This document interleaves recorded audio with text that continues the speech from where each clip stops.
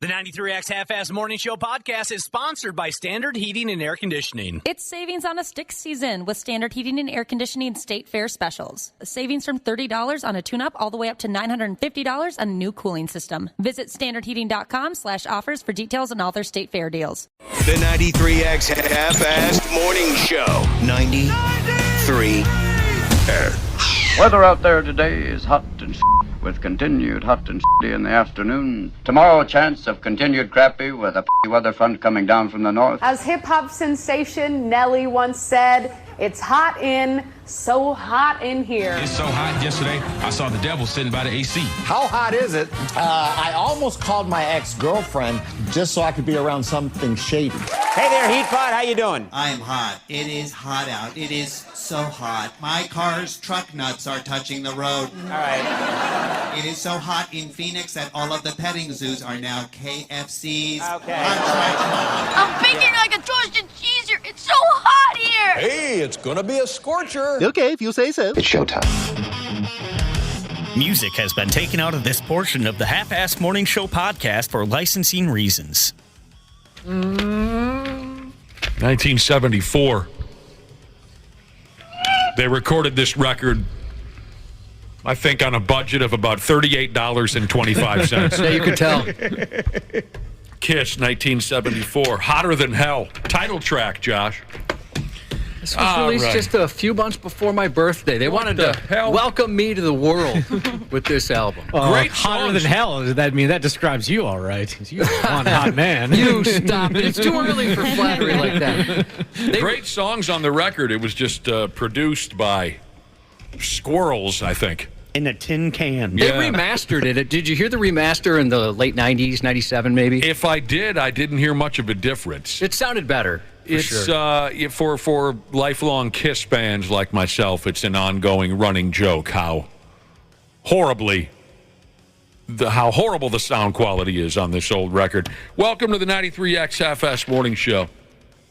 You're a hell of a crowd out there, no doubt. Let me squash all of your concerns right away. Despite the oppressive air conditioning that I've had to endure over the last 24 hours, I'm here, I'm fine. But it ain't over yet. One more day of this heat means, again, everywhere I go, whichever of the indoor facilities I visit today, they will surely be pumping ridiculous levels of cold air. So I appreciate your concerns and prayers. If you've got any more, I could sure use them. It would be really considerate if the places you go, like the bar that you like to go have some beers at, if they would turn off the air conditioning and make everybody else miserable just so you're comfortable. I'm not looking for him to turn it off, Dana, and I don't appreciate your sarcastic tone. But I had a sarcastic tone that I was about to throw out there. Dang it. And I bet you'll appreciate Josh's a lot more than mine. Well, we've known each other longer, and mine's out of love. There is some loyalty towards Josh on any subject matter, of course, since we've known each other for so long. Today on our radio show, Dr. P. Jesus will be swinging by. Being that he's a medical professional, maybe he has some valuable survival tips on how to handle making it through another day with high levels of forced cooled air. I don't like the heat at all. And like you, I didn't grow up with air conditioning. Right. But on the super hot days, I would get a little excited because that meant we would go to Southdale or we'd go to a movie, like at a second-run theater. Yeah. Where normally that would never happen, but you just go cool down for a couple of hours so you didn't die overnight. The second-run theater. Yeah. That was my second job, the second-run theater. Come on, Dad. Splash came out 7 years ago. We're going to watch Splash at the second-rate theater. Can we get something to drink? No. I had totally flummoxed my boss while working at that theater because we played the Bill Cosby, starring Ghost Dud, right? Or no, Ghost Dude. Ghost Dad? Yeah, I got too far in front of myself. Ghost Dad. Yeah. The movie. I have very vague memories of it. How was Ghost Dad? Not good. Not good. Not good. Okay. At the time, I revered Bill Cosby. My opinion has since changed because of some not-so-current events at this point. When the hell did Ghost Dad come out? You were out of high school when... No. I was still in high school, I believe. Gotcha. And so, because I started working there when I was 14. 1990. 90? Okay, yeah. So I would change our sign when the manager left. So it would become Ghost Dude, Ghost Dad, or not Ghost Dud, that kind of stuff. Really? Yeah. Ballsy stuff on your part, Josh. The big marquee out front. Yeah. Tonight's showings, you would change Ghost Dad Dud. Well, to I Ghost... started with Ghost Dud. Yeah, and the manager's like, "What the heck? What happened?" I'm like, "Oh, the E must have came down. I don't know what happened there." But when I did Ghost Dude, she's like, "All right, I think I know what's going on here." Did you consider Ghost Douche? No, I didn't even think of that back then. That would have been big, right, Ashley? Yeah, I don't know if we had enough letters, to be honest with you. Ghost Douche. I would have pulled into that movie theater parking lot. 100%. Oh, we opened up an X-rated theater in town? I didn't know that. It's only $1.50 to go see Ghost Douche. Come on, boys. I've never heard of this. World's okayest welder, Jesus, said another day of knee balling my nuts all day. I've never heard that term. Just kicking them around, man. Kicking them around town. Boy, we were outside yesterday a little bit, and I was talking to this dude. And again, I don't like heat. What the hell were you doing outside? Talking to this dude. Why did you have to go outside to talk to a dude? Well, I didn't want to let him in the house. I don't like people in the house. No, we were looking at some stuff outside. It was an outside thing. The projects at the house. Yeah, trying to get something done. Sure. And I felt so bad for him because he was drenched. I mean, it looked like he just stepped out of the shower, just dripping with sweat. Pretty awful out there.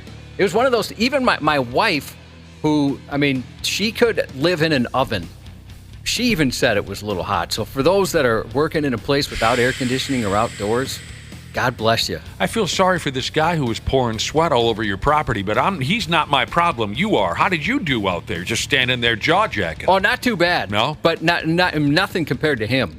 He was, I thought of you, Ashley. Yeah, because of how much you sweat. It was not pleasant yesterday. I had to go to the gas station, and so I cooled down my car before I left. Turned it on, turned the AC on, let it run for like 10 minutes. Sure. I never think of that. Yeah, I don't want to get in. Nope. Especially in this kind of heat, it's like it almost takes your breath away when you get in your car. You stick to the seats. Yeah. You guys may have noticed in the winter, Nick and I start our vehicles at 7 a.m. Just to make sure. I remember one day it was really cold. You just never turned them off. You just let them run the whole show. Why not? Just keep it going. What a hell of a deal. Environmentalists are outside protesting. It's not that cold. You're killing the ozone layer or whatever. Man, I wish I could have got in free to see Ghost Dad. I would have hooked you up. Yeah.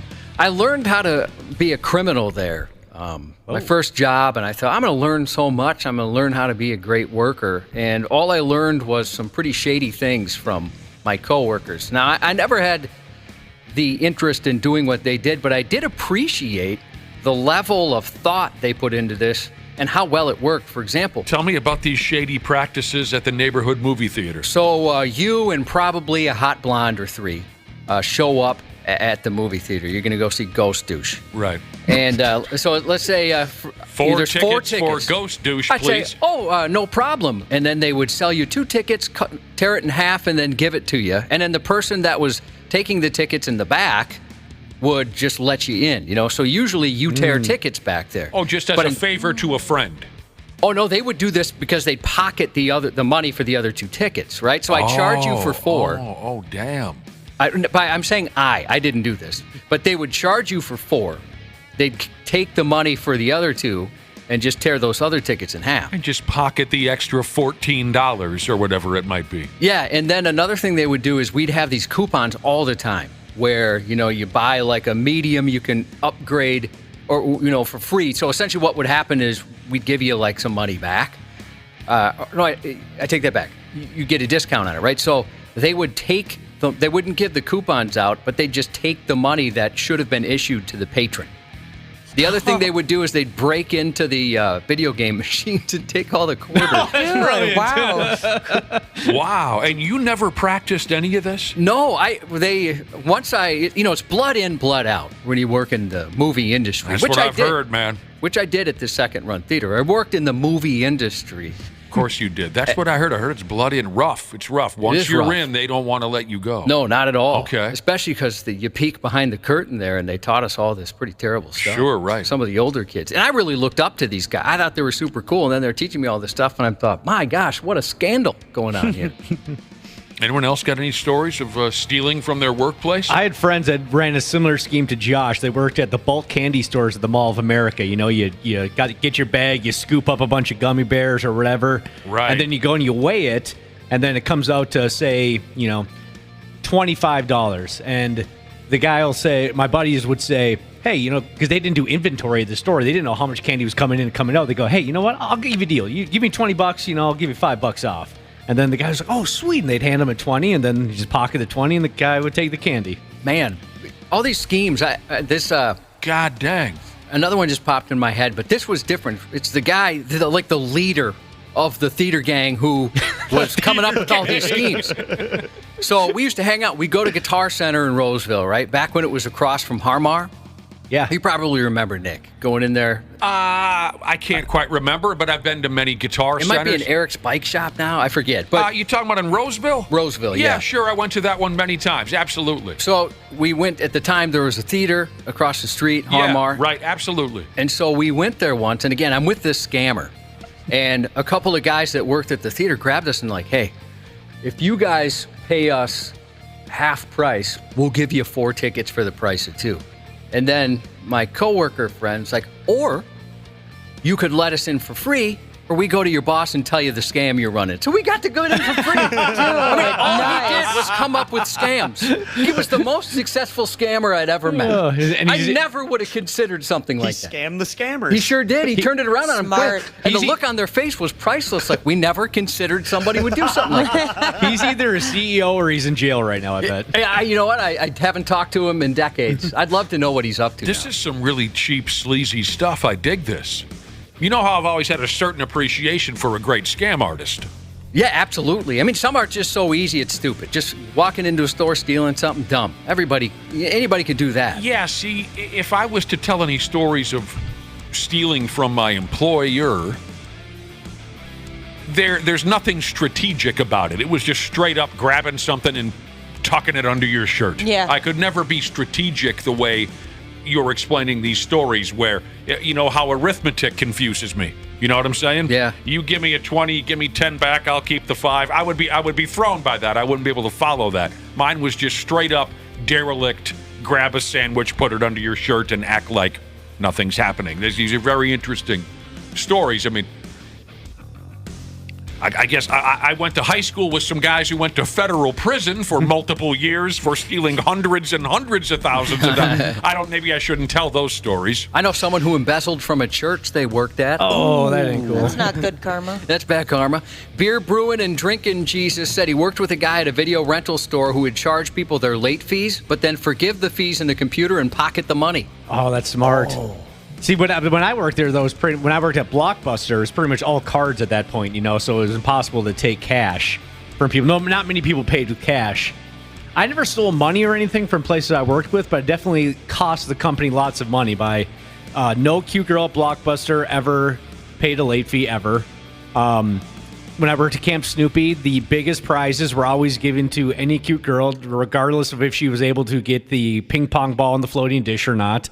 So I would cost my companies money that way, but I never actually directly stole from them. Yeah, mine was just like giving out free food and stuff at the drive-thru. Sure.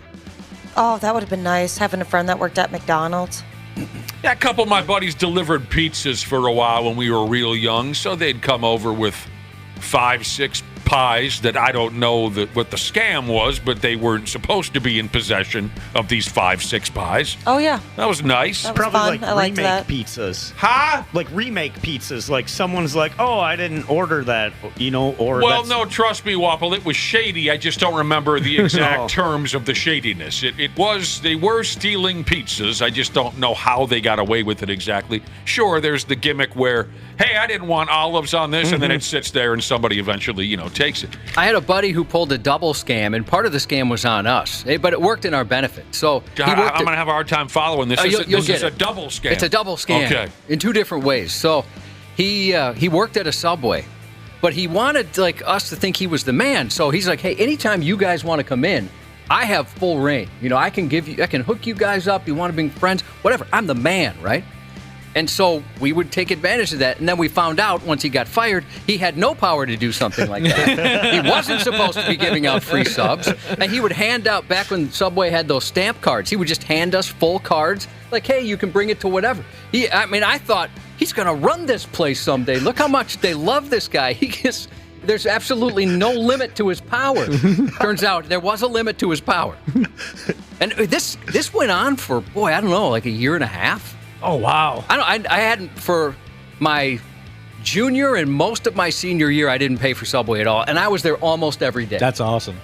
Before you became Chipotle's number one customer of all time, you were Subway's favorite customer. Oh, yeah, I would hit up Subway and then Dairy Queen. All the time. I remember when we first started hanging out, you went to Subway multiple times a day. And then that, like I said, it transitioned once there became a Chipotle.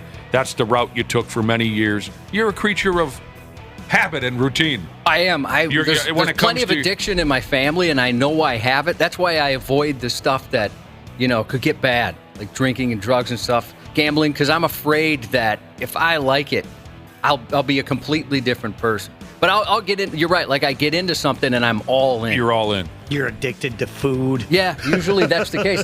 And I love Subway, but I can't go as much as I used to because I've told you guys this before. The lady that works at the Subway I go to is so intimidating, and she's always in a bad mood. Sometimes I just don't have it in me to handle it. I understand. Maybe you should start doing the mobile app.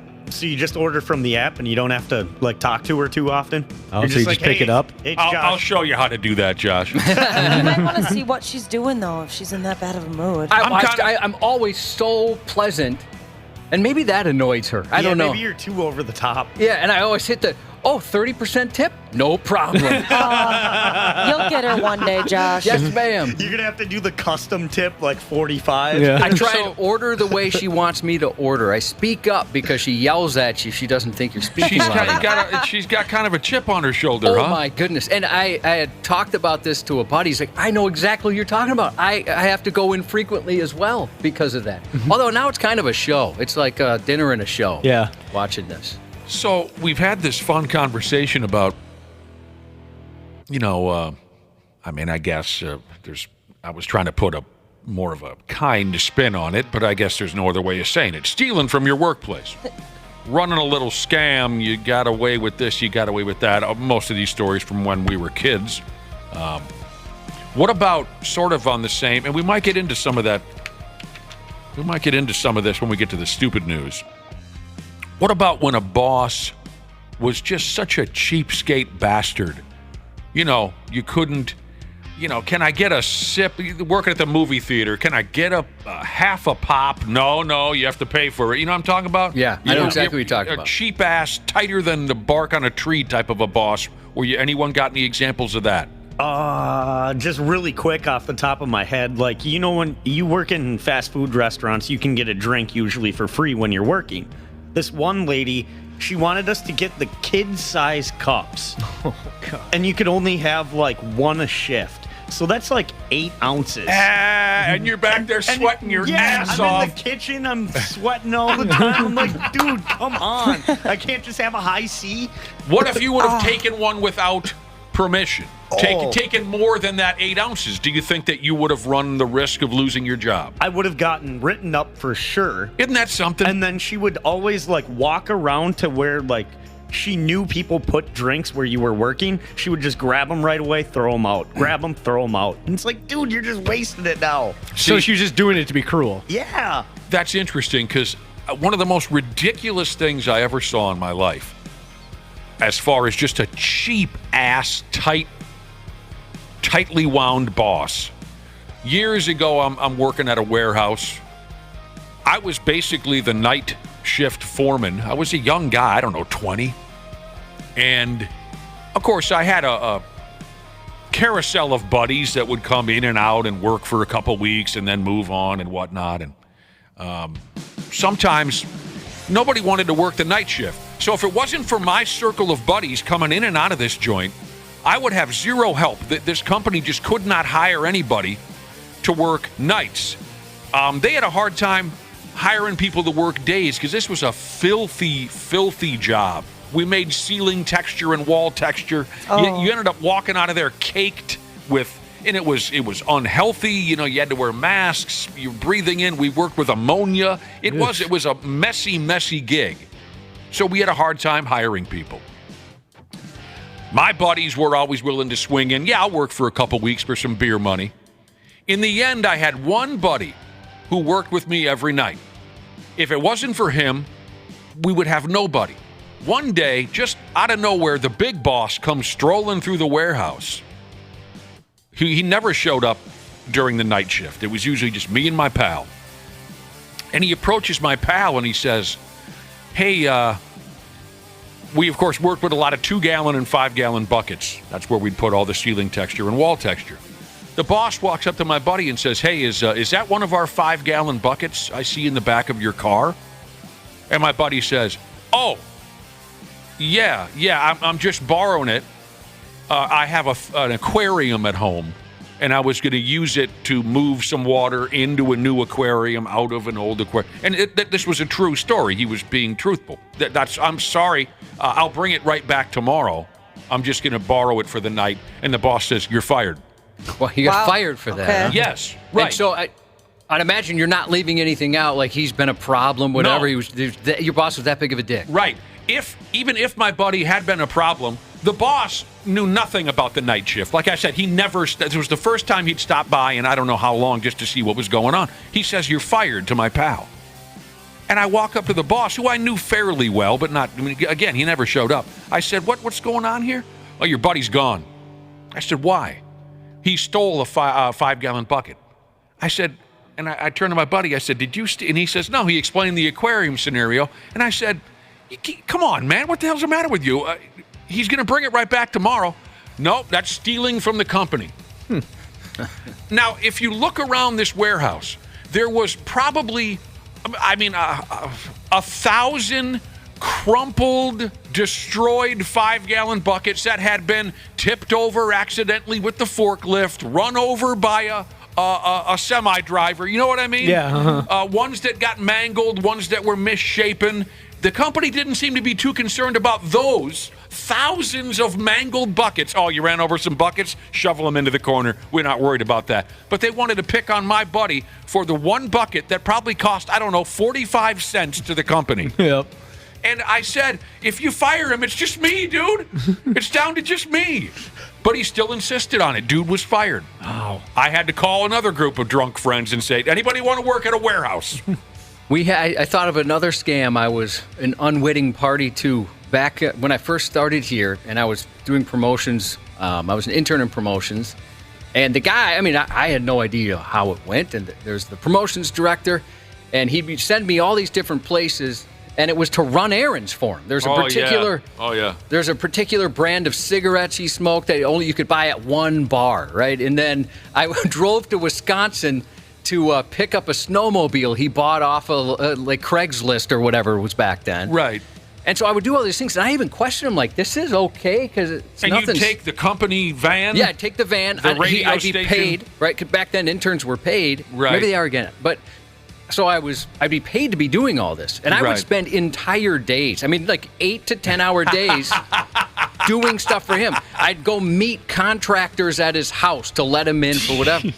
And I'd ask several times, like, this doesn't seem right. He's like, man, no. It's totally fine. We do this all the time. You weren't working for the promotions department here at the radio station. You were just this guy's errand bitch. Exactly. And that's what I was for a while. And then eventually he got busted. He no longer works here for time theft and wage theft and all this stuff. And they understood that I was just following orders. I had no idea. Well, right. No clue. We put 1,000 miles on the radio station van, and we didn't have any promotions this week. And we've been paying this guy $5 an hour for how long? Right. There's been plenty of people around here who have been fired for either, selling concert tickets or back when we used to have a ton of CDs, selling CDs. Yeah. I just thought of a big one that a guy I worked with told me. He worked out on the East Coast. This was back in the late 90s when radio would give out really big prizes, and they would give up these massive trips, like a big trip to all-inclusive to Mexico for 2 people for 10 days. And my buddy knew a guy. He wasn't my buddy, but I worked with him. He knew a travel agent, because that was still privy at the time, 2 travel agents. And the travel agent would kind of guesstimate how much the trip would be worth. Say this trip was worth $10,000. And he would go to one of his clients and say, hey, I got this trip I want to set you up with. I'm going to give you a great deal on it. It's valued at about $10,000. I'll give it to you for $7,000. And the clients would be like, great, that's awesome. So then the guy would then take that information. Hey, this was our winner. And the travel agent would get $7,000, and then he would split it with the radio guy. Oh, you following that? Messed up, yeah. I think so. Man. I'll tell you this much.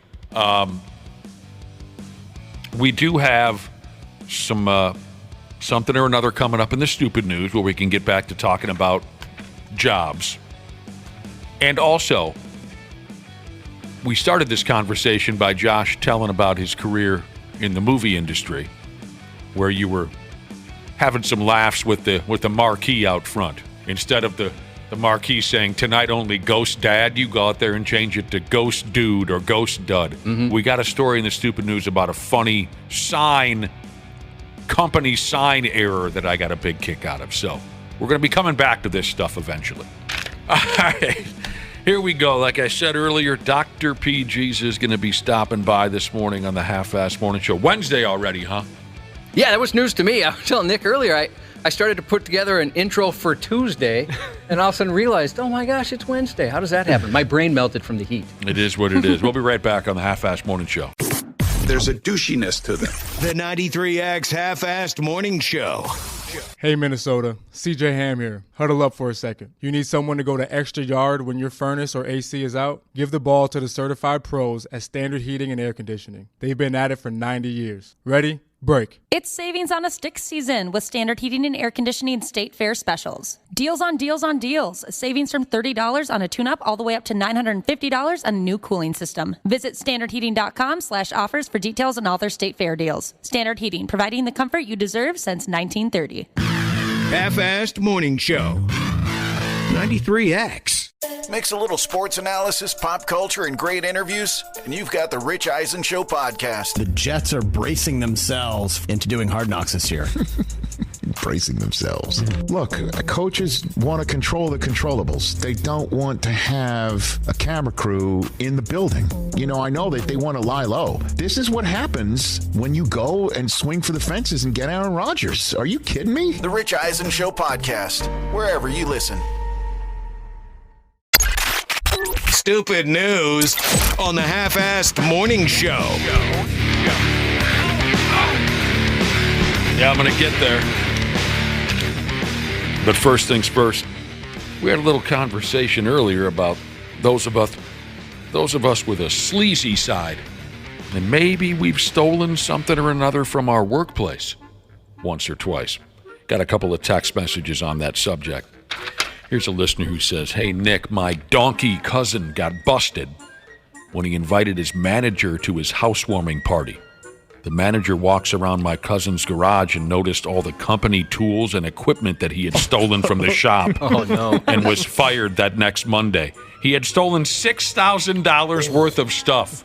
What a moron, says Northside Front Load Jesus. Donkey's the perfect way to describe that guy. Yeah, you could have just thrown up a tarp or something. Could have done a lot of things, Waffle. Sure, just, was probably so used to it being there, didn't even think about it. Mm-hmm. Listener says, when I worked at a gas station, now this is kind of sleazy.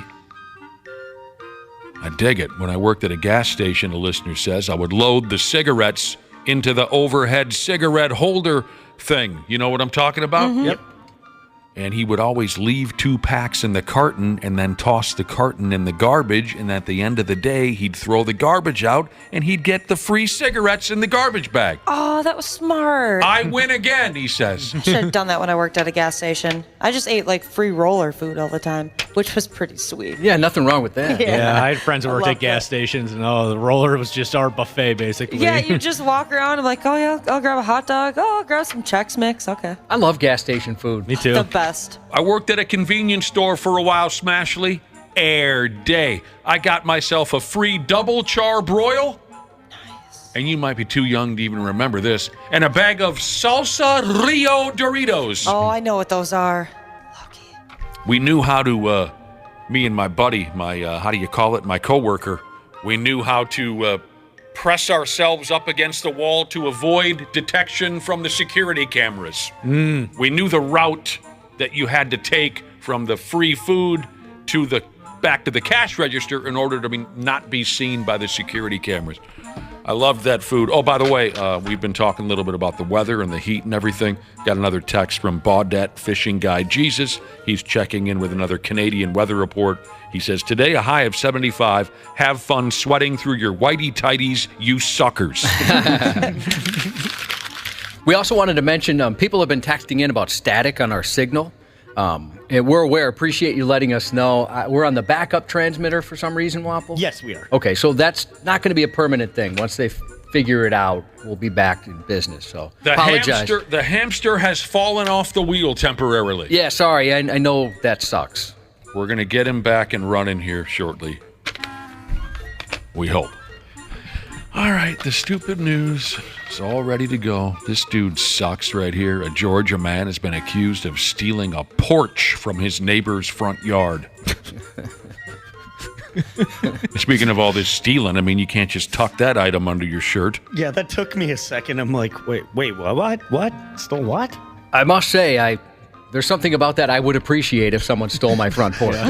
Well done, sir. I wake up in the morning, I thought there was something here.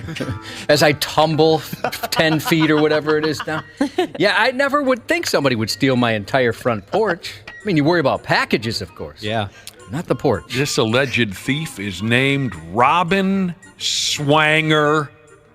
Or maybe it's Robin, middle initial S, last name Wanger. I'm going to go with S. Wanger. Sure. For the remainder of the story. S. Wanger.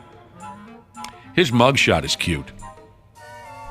He looks like your typical greasy-ass garbage human being. Do you think he looks a little bit like Larry Bird? If Larry Bird was a little greasier. Could you ring him up again? Yeah, just a little bit. Yeah, there is a slight He's got some Larry Bird vibes. There is a slight resemblance to Larry Legend. Local cops said that Esswanger walked right past a no trespassing sign in his neighbor's yard on his way to removing a wooden porch. Now, the porch was no longer connected to a house. It had been left on the property when the house it used to lead up to was taken away. You see what I'm saying? Or do you not see what I'm saying? Yes, absolutely. Yeah, I get it. The porch was described as very well constructed, an 8x10 porch for a home entrance or exit worth about $3,000 ski. At one point during their investigation into this theft, the cops saw that the porch reappeared on the property upside down, so Esswanger must have changed his mind. He brought it back. And here's where the fun kicks in for me personally. The cops have been looking for Esswanger, scumbag prick that he is, and they found him when they responded to a domestic disturbance at his house. Esswanger happened to be at home fighting with his old lady. Someone called the cops, and that's how they found him. That's how you keep a low profile right there, right, Cubby? Yeah, way to go, dirtbag. It kind of reminds me of, there was a story not too long ago out of Pennsylvania. Remember where someone stole a bridge? And they were trying to figure out, how did I cross the river before? Who the hell stole a bridge? Yes, I remember the stolen bridge. I think I was losing my mind. Yeah, me too. Now, word is, what's happening? Well, it looks like this dude was arrested with a cigarette and a beer on the car, on the cop car. Okay. Maybe that was the cops. Yeah, maybe. Sometimes they just got to put it down and make an arrest. Yeah, I never thought of that one. Word is part of this domestic episode involving Esswanger, where the cops found him. He was out in the yard yelling at his old lady while he threw rocks at his own house. That'll teach her. Yeah. A grown man. And I'm sure he had a beautiful home. From the looks of him, I imagine he has a well-kept home. Man, what a stupid existence that must be. Hey, Esswanger, what have you been up to? Well, stealing ridiculous items from innocent people. Oh, and I've been involved in some domestic violence, too. What about you? So S. Wanger's been charged with all kinds of things.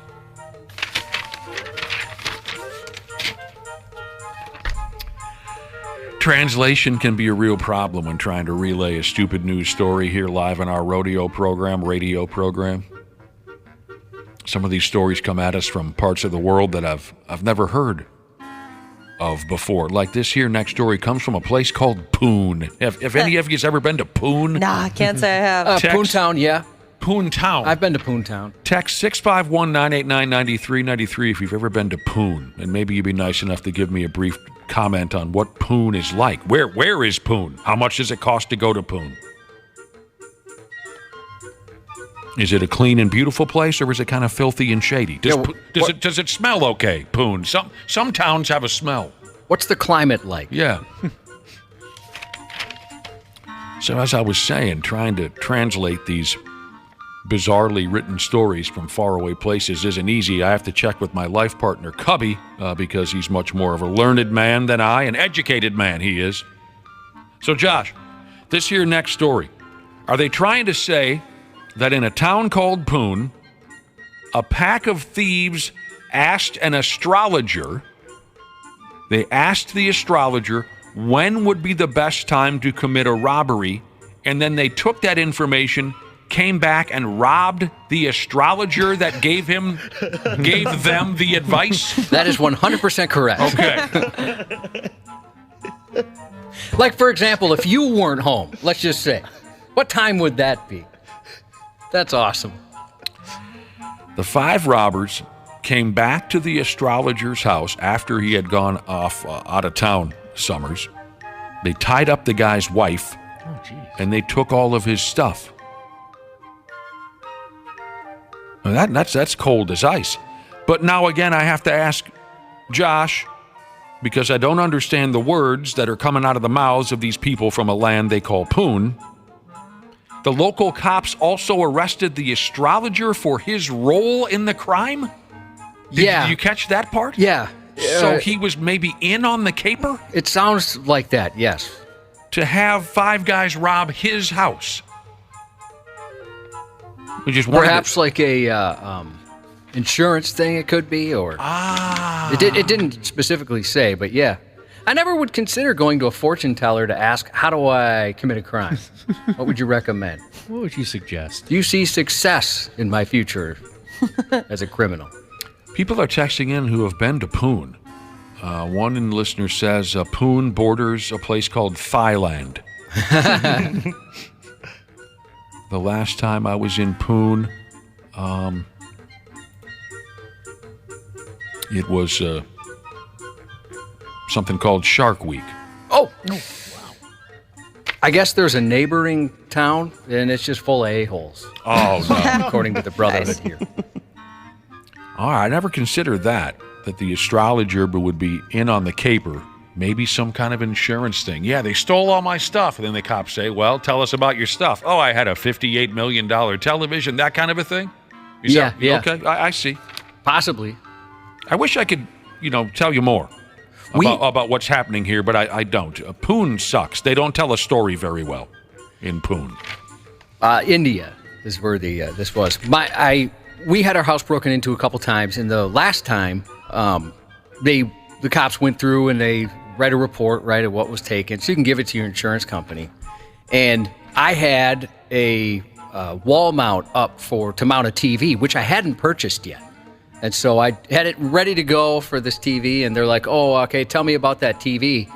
And I was like, "Well, I haven't gotten it yet." He's like, "Are you sure you haven't gotten it yet?" I'm like, "Well, yeah, I think I'd know." He's like, "No, honestly, are you sure?" I'm like, "Oh, I see." I get what you're trying to do here. Very interesting. He's like, "Yeah, I see a wall mount there, so it'd be reasonable. There's a television." Yeah, I know somebody who had their house burned right down to the screws, and they might have made some things up as to what was in that house. This was like 1984 or something, and the guy said, "I have a DVD player," and the cop said, "It's 1984." He said, "Yeah, I know, I had it, but I." 84, maybe it was Laserdisc. Do you remember Laserdiscs? I do. Yeah. They were like DVDs, but the size of a record. Oh my gosh! What? And it was so expensive to own one. Oh, it was insane. I remember my single uncle, right? He was like the coolest dude ever. He had everything. He had all his money was for him. And so he would buy stuff like that. He had the first big screen TV I'd ever seen. He was the first person I knew that had cable television, and then he got this Laserdisc player. And we thought, this is incredible. Mm-hmm. Watching him load that in there. The technology lasted, 20 to 30 days tops. And I feel like at one point, some of them, remember, you had to flip the disc over to finish the movie. Oh, that's comical. One of our physics teachers, she had a laser disc, and she had a bunch of different lessons and stuff on laser discs. She was like, does anyone know what this is? We're like, no, Frisbee? Wisco maple syrup cheese is back on Poontown. He's not 100% sure about the geography, but he wants to know, is that just to the south of the mountains? Yes, there's a mountainous region further north. Yeah, I hear you. All right, this next story is much easier to follow, literally speaking, but unfortunately, the behavior displayed here is also very difficult to understand. There was a damn 5-on-1 ass whooping at a restaurant called Papa B's in Florida. Longwood, Florida, to be exact. And I know our listening audience pretty well after all these years. Some of you are going to be inconsolable and send us text messages if we don't acknowledge that Longwood has sexual connotations. So just to save you trouble, I'll go ahead. Hey, I'll show you some Longwood. Are you happy now? Yeah. It's one of those things where, sure, it's an easy joke, but if it's not made, it is kind of disappointing. Yeah. Best wings in town, by the way, Dana.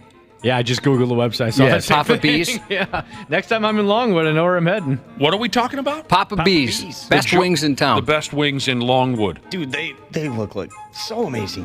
Whoa. Take it easy. He's amazed. You can't take it easy when you're amazed.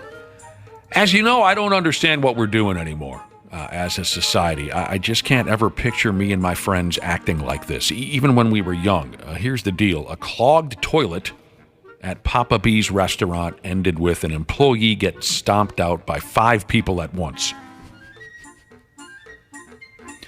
Back when I used to get into a fist fight or two, I wish it would have been trendy back then to bring 4 of my friends with any time I had a dispute with an individual. I likely would have had a lot more success. You couldn't do that back in the day. No. Your friends would never jump in like that. No. That's your deal. I mean, if you were getting murdered, they'd probably jump in. That's different. But right. outside of that, yeah, they're just going to stand on the sidelines and watch, well, in my case, get my ass beat. I mean, four extra set of hands being thrown wouldn't have helped me in Maple Lake in 1992, of course. We still would have been greatly outnumbered. Stupid-ass effing Maple Lake. My favorite are the guys that wait until the opposing party is on the ground and unconscious and then start kicking him in the head a couple hundred times. They come in for the ground pound after he's already been laid out. Imagine having that courage to step in at that time. Pin a medal on him. So here's the deal. Cops showed up at this restaurant last Saturday night after getting a report about a fight. The cops found out that a worker at the restaurant had been attacked by a group of customers. According to the worker, one of the toilets had been intentionally stuffed with toilet paper. And the only customers in the restaurant at the time were a group of 5 women. One of the women had gone to the restroom earlier in the evening. And it was after that point, the worker found the toilet, quote, stuffed with toilet paper in excess. So because of this junior effing high style nonsense, the worker told the customers they needed to leave. She said more or less, hey, you already paid your tab. I know one of you clogged the toilet. That's not funny. We're no longer 11 years old. Get out. One of the 5 ladies, if that's what you want to call them, eventually stood up and punched the worker in the face. The remaining 4 women then began to join in the punching, the kicking, pulling hair, throwing items at the worker. Other staff at the restaurant had to throw salt shakers and whatnot at the 5 gals in an effort to break up the fight. The 5 women tried running out the door, but they ran smooth into the cops. These gals were between the ages of 18 and 26. And here's where things turn hilarious. These idiots tried to lie their way out of trouble. They told the police that the worker was very rude and disrespectful. The women said they were getting up to leave, and that's when the worker pushed one of them. And then the other employees joined in on attacking them. Because isn't that how it always plays out when you go out to eat? Oh, every time. Usually, yeah. It always seems like right when I'm trying to leave, my waiter attempts to start a fight with me, right? The women claimed they were the victims. They accused another employee of locking the front door so they couldn't get out. Oh, that's insane. Like that scene from A Bronx Tale where Sonny locks the front door of the bar so the biker gang can't get out, and he says, "Now you can't leave." Anybody? A Bronx Tale? Haven't seen it. Great movie. So, what these 5 dumbass gals didn't consider when telling their grand story of how they were the victims of an attack, the cops punched up the surveillance video that showed pretty much the opposite of everything they had claimed. That's the greatest. Mm-hmm. All 5 women now face charges of disorderly conduct, battery, and criminal mischief. Again, how is that who you've become? How is it that you've become that type of person? You know what? And I bet it has not affected them whatsoever. Oh, no. Their punishment, their... Oh, no. Don't think they learned their lesson? No, not at all.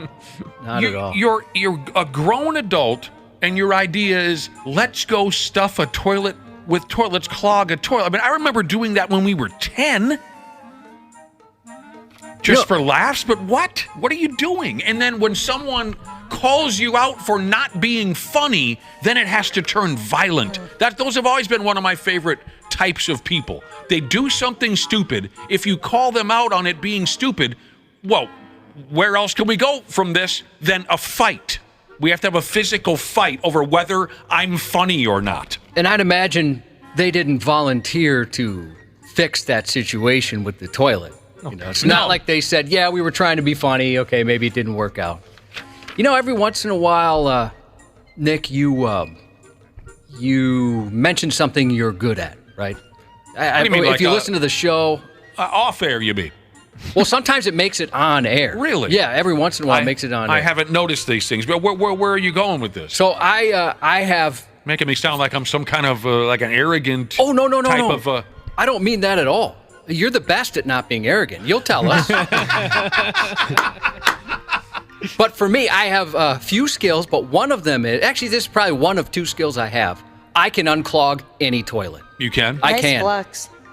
No, you're saying that like I was an a-hole for saying that? No, I'm being genuine. That's. I'm telling you the one skill I have, yeah. And I really can unclog any toilet. You want to fight or something, Ashley? You want to turn this into something physical? Like if Nick, out of frustration for what you just did, stuffed you into a toilet, I could get you out. And then go ahead and make fun of me as I plunge you out of this toilet. So you can unplunge, what's the word? Unplug any toilet. Yep, I can do it. How is it that you've gained this ability? Lots of practice. What's your first attack route? What's the first thing you do? Well, it's a combination. Well, I can't give out all my secrets. True. It's got to be assess the situation. Well, of course, yes. And then I have an outfit that I put on. I mean, I go get my uniform on. It starts with some selective flushing, right? I get going, and then eventually I bring out my trusty plunger. But I have my stepdaughter had a friend who, when she would come over, she'd stuff it every single time. Oh, no. Every time she came over. So, and this has been her friend since she could walk, basically.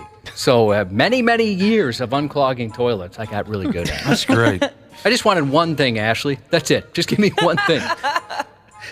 This is great. This person texted in and said, we're a match. I can clog any toilet. That'd be fun. We're the perfect couple. It'd be a great reality show. You know the part of the story those gals were telling where they said that an employee locked the door so they couldn't get out? This listener is 100% correct. Kenny Rogers sang a song about how Tommy locked the door before kicking the Gatlin brothers' asses. You're 100% accurate. Coward of the county. Everyone considered him the coward of the county.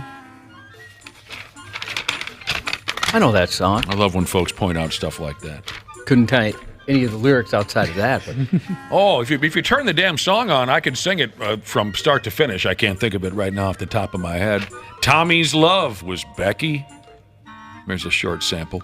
Recommendation from the Brotherhood, Ashley, on what you do when you're approaching a clogged toilet. Visual inspection, like Wapple mentioned, and then a taste test.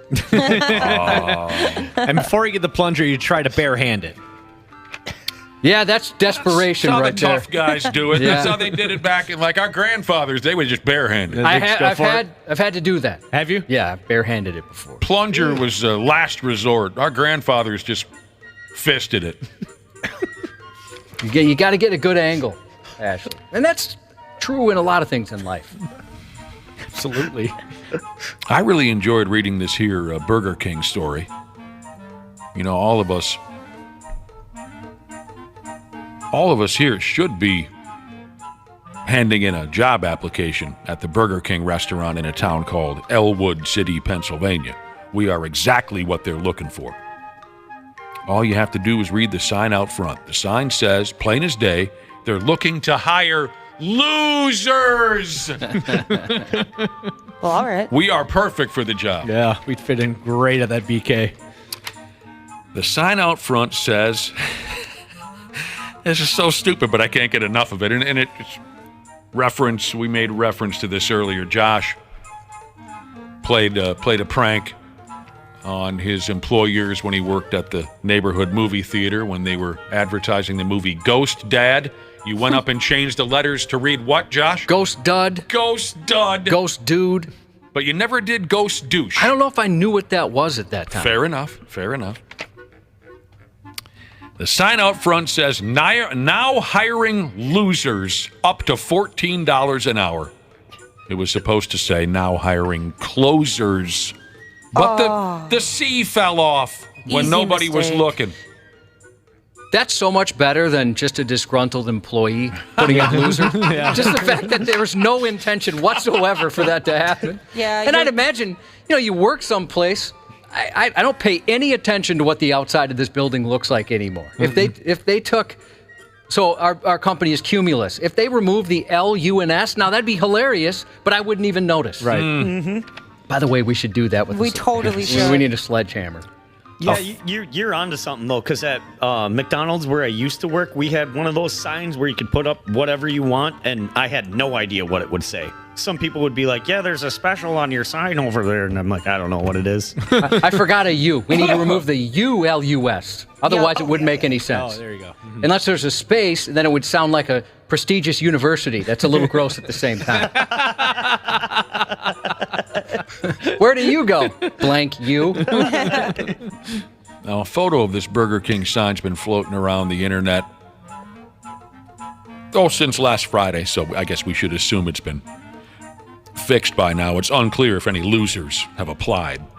I can just picture some miserable bastard driving around town. He can't get hired anywhere. He's thinking, Jesus Christ, I'm never going to find a job in this town. What? Now hiring losers? Yay! Dear Lord, please give me a sign. I told you someone would hire me, Dad. What do you mean nobody hires losers? I don't follow this kind of thing, and I never like to be a part of any negative shot at a glorious place like Burger King, but it says here that specific Burger King in Elwood City, Pennsylvania, only get 1.1 stars out of 5 on Yelp. Does that do anything for anybody? No, because some of the best places I've been to that don't have the best stars. And a lot of the reasons are really stupid. If you read the reviews, it has nothing to do. I feel bad for companies that have to deal with this. I see that all the time. Like bad reviews on like a restaurant when it has something to do with like the parking situation. Or it was busy. Yeah. It was busy. The server never gave me a spoon for 2 minutes. Or somebody's got a small landscaping company. Another person complains, gives them 1 star on Google or whatever, and the dude has to respond and say, yeah, you're talking about one in New Jersey. Yeah. It's not the Minnesota one. Nobody goes to Yelp to say something nice. They just go to just because they just want to vent about something stupid. Yeah, it's good to read those reviews if you're like, I don't want to go to that place. It's got a low star rating, but because most of it has nothing to do, it seems like, with the company itself. Promise me, son, not to do the things I've done. Walk away from trouble if you can. Coward of the County. Now I got it in my head, Josh. There's no turning back. Yeah, that's the worst, isn't it? It don't mean you're weak if you turn the other cheek. I hope you're old enough to understand, son. You don't have to fight to be a man. Is there a song that continuously gets stuck in your head? Yes. What is it? Heaven's on Fire, Kiss. Are you serious? It's been stuck in my head since it was released in September of 1984. What do you think of the song? It's a catchy tune. I'm not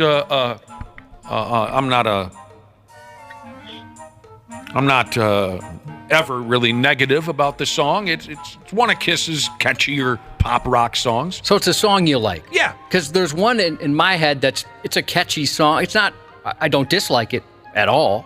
But I have Tonic, If You Could Only See, pops in my head, I'd say almost daily, and I have no idea why. I think part of it is because that's my stage fright at the urinal song, and I change it to If You Could Only Pee. So I bet. At times, like, I have to sing that to myself in order to get things flowing, literally. Kind of interesting to have this conversation. I don't know why, but on any given day, my head will start pumping out Heaven's on Fire, and I'm forced to listen to it. Yeah, for me, it's Tonic. Yeah, it's a little obscure. If you could only see the coward of the county. No, I think is how it goes. That's two songs. Oh, I'm combining two. And I also drive my wife, sorry, Ashley, just real quick. I also drive my wife insane because Christmas carols are always in my head. She's like, are you humming Jingle Bells in August? Like, I can't help it. And I passed this on to my youngest. He's got Christmas songs in his head constantly as well. Dude, that's a sign of insanity that you're constant. I know. Dude. I know it is. I'm Mine going is loopy. like the football song or like the Super Bowl song. I always like comment to myself. Super Bowl song? Yeah, like da-da-da-da-da-da-da. That's the final countdown. That final countdown, whatever. But I hear it. It's on a lot when football's on. They play that little soundbite quite a bit. Do they? I haven't noticed that. Yeah, I don't. I think the reason is because when I like go to record a commercial or anything I have to record, to check the mic, that's what I say into the mic. Oh. You say da-da-da-da-da-da-da-da? Yeah, you could probably, on every single one of my recordings before I cut it, you could go back to the beginning and you'll catch me doing that. You know what you hear from me and Nick usually? Loud burps. Really? You get those out. Oh, yeah, Waffle. Did you catch one, Waffle? Waffle almost died the other day with listening to one in his headphones. He was laughing so hard. Yeah, loud burps or coughing. Yeah, because I'll be cutting up Nick's commercials and then I'll be listening for, the different parts I need. Then all of a sudden, just one time, just a huge burp out of nowhere. I just started laughing to myself. I don't mean to put you through that, but every once in a while when I'm loading up for a commercial, I have gas. So, Ashley, when when you're checking the mic before you record a commercial, you say, da-da-da-da. Da-da-da-da-da. Yeah. Well, Final Countdown's a hell of a catchy tune, isn't it, Josh? I like it too. Yeah. I kind of know where it could be the NFL theme, though. Because where it goes... Da-da-da-da-da-da. No, there's also another sounder that goes... Da-da-da-da. Da-da-da-da. Please stop that. Well, I mean, Ashley, what are you saying? Are you singing the Final Countdown or are you singing a football song? I guess it's a little bit of both. You don't know what the hell. This is frustrating. Yep, every time, though. You never go, dun, dun, dun, dun, gang, gang.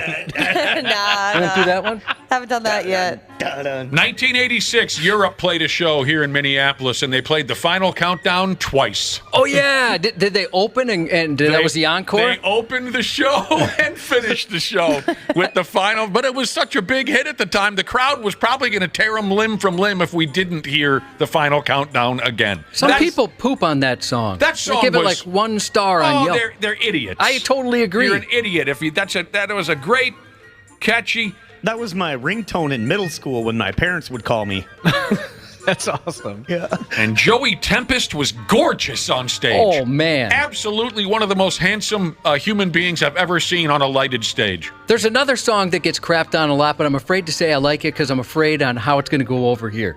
Can you guess? Okay, one more time. It's with a the song along in a similar vein. It gets crapped on quite a bit. Oh, well, it must be Pour Some Sugar on Me. No, Not that one. That one deserves feces at this point. I was tired of that song a month after it was released. I'm with you on that. I'd be fine never hearing that song again. And they're one of my favorite bands. So a song we play here on the radio, or we talk about it on our show? No, it's a song you heard a lot. Give me an in era. the 80s. Give me an era. I mean a year. 86, maybe. It was a huge song. I'll tell you, I can tell you what I'm tired of from 86, 87. Anything off the Slippery When Wet record by Bon Jovi. Oh, I enjoyed that one. Anything from the Girls, Girls, Girls record by the Motley Crue. Well, they used to be Jefferson Starship. Oh, for God's sake, we built this city. Yeah. For whatever reason, people, just like they fall into line with the sheeple and stomp on Nickelback, there's a certain portion of society, the sheeple, who all gather together and pick on Jefferson Starship. And then built Starship. This city. So you agree with me? It's, of course. I was sweating. I thought I was going to get all kinds of crap over that. I absolutely love that song. I do too. Josh, I've agreed with you on that song for decades. It's unfairly picked on because people gather up and they feel like they belong to something if they collectively pick on certain bands, certain songs. There's nothing wrong with We Built This City Not on at friggin' all. rock and roll. Is the video kind of stupid? Yeah. Oh, I never seen But a lot of them were. Well, give me any video from the 80s. They're all stupid. Right. True. Yeah, you can never be in a bad mood when listening to that song. I agree, buddy. If I worked on let's say I was a foreman at a construction crew, they would murder me and bury me under concrete because I would play that every single time while you're doing the work, you're picturing we a built montage, this city, yeah. going on in your head. You're moving cement, and then all of a sudden you're on the jackhammer. But guys, we built this city. Yeah. We did build this city. Yeah. It's a good I tune. love it. I love going off on things like that, Josh. People need to be straightened out on some of these subjects. They need to be straightened out. They built it with rock and roll. That's all they had. That's all they needed. You build a city with rock and roll. I can't. What's the cool thing we're doing now? Oh, we're saying we hate Nickelback. Okay, I'm in. What are we doing? We're picking on Jefferson Starship. We built this city. Oh, I'm in. I want to be part of something. I want to be in the in crowd. There's someone for everyone, and Tommy's love was Becky. In her arms, he didn't have to prove he was a man. Sports on the 93X Half-Assed Morning Show. Santi, as they call him, tried to butt his first time. He popped it to the first baseman, and now he is sitting down, and that's a strike regardless of your stance. I tell you what, they must have practiced this too, because I hope they tell him it's not going to change the strike zone. Back foot. I love every second of it. And look at, he's basically standing with his front foot on home plate as well. All you have to do is keep your foot on the white line. You're killing me, Smalls. Some little kid at the Little League World Series got into the batter's box, and then he squatted down like he was trying to take a deuce into a solo cup to try to shrink the strike zone. Hey, he to tried. try to get the umpire to fall for that. I'd never seen that before. Effing bit. I saw it recently in a Japanese baseball game where some hitter got up and said, "You know what? I'm going to crouch down to where the friggin' strike zone is the size of an egg." And it was an adult? Yeah. Oh, man. Yeah, so maybe this kid might have been mimicking that grown person. It was pretty funny. That's up he on kind of looked back at, 93x.com. sorry, it's on the website? Yeah. You kind of look back at the dugout like, hey, is that cool, coach? Did I do all right there? When I played baseball, I had a really small strike zone too, and I think I led the league in walks with like 56 on the year. Because no one could hit my strike zone. You didn't have 56 walks in a year. I did as a pitcher. Every single time. Jesus, I bet your parents just could not wait for the next game. Oh, yeah. Oh, how awful. Oh, here goes Wapple again. Yeah, but then I would always steal second. Well, you're awfully fast. There's no doubt about that. Before we give you a brief little jock sniffing update, Josh brought up a fun topic. He asked, is there a singular song that you've had stuck in your head and you can't shake it? And for Josh, the answer was, If You Could Only See by a band called Tonic, who had about an hour and a half in the spotlight in the mid-'90s, right? Mm-hmm. Mine is Heaven's on Fire by Kiss. It came out in 1984, and on any given day, that song will enter my head. And I will go, da-da-da-da, ba-ba-da-da, feel my this and that, heaven's on fire. And it's kind of weird because it's both of us had said it's not like our favorite song or a song we love. Yeah. It's just, that's the song it happens to be. It must have been perfectly tailored for what's left of my brain. So I love the question. It's a strange question, but it's interesting. Got a couple of text messages. Hey, here's a lucky guy right here who's got a Kool and the Gang song stuck in his head, and he can't shake it. The song Joanna. Oh, sure. Kool and the Gang is one of the greatest bands to ever live. I'd consider myself lucky if it was Kool and the Gang. Joanna, I love you, they said. I get jingles stuck in my head a lot, too. Do you guys commercial jingles? Well, you said already, Christmas songs are always bouncing around Christmas, jingles. BuyAnyCar.com, yep. I like jingles. Even the ones that people can't stand, I still appreciate I like them, too. Jingles never really haunt me. But how about this? I don't even know the song, but it sounds terrible. Common Name Jesus. He says, at least you guys have cool songs stuck in your head. The song that always gets stuck in his head, like I said, I don't know the song, but I'm going to have a good time saying it out loud. Something called Tom's Diner by Suzanne Vega. Oh, no. Do you know that song? Is that the one that goes do do do do do do? Oh, yeah. Oh, no, Barb. that's going to be stuck in my head. In the corner. Yeah. No offense to Miss Vega. I just realized I responded quite brutally there. But I do know that song. I've heard that song. Oh, that sucks. Right when I started watching MTV, that video was played on a loop, basically, when I was 9 or 10 years old, whenever that was. What, it was played on a loop where? It was on MTV. The video was on MTV all that. Some of my earliest memories watching MTV is that music video. That's the song, right? Yeah. Music television. Sure. All right, we're smooth out of time. We got plenty more time starting at 7:30 with Randy Shaver and Brad Ryder to jaw jack about sports. Last night's Twins-Brewers game was a goat's ass. The sixth inning was awful, and they ended up losing 7-3. We'll fill you in on everything a little bit later, I swear to God. Josh's news is coming up. There's a douchiness to them. The 93X Half-Assed Morning Show. Hey, Minnesota. CJ Ham here. Huddle up for a second. You need someone to go the extra yard when your furnace or AC is out? Give the ball to the certified pros at Standard Heating and Air Conditioning. They've been at it for 90 years. Ready? Break. It's savings on a stick season with Standard Heating and Air Conditioning State Fair specials. Deals on deals on deals. Savings from $30 on a tune-up all the way up to $950 on a new cooling system. Visit standardheating.com/offers for details on all their State Fair deals. Standard Heating, providing the comfort you deserve since 1930. Half-Assed Morning Show. 93X. Are you currently enjoying the show on the Stitcher app? Then you need to know Stitcher is going away on August 29th. Yep, going away, as in kaput, gone, dead. Rest in peace, Stitcher, and thanks for 15 years of service to the podcast community. So switch to another podcast app and follow this show there. Apple, Spotify, or wherever you listen.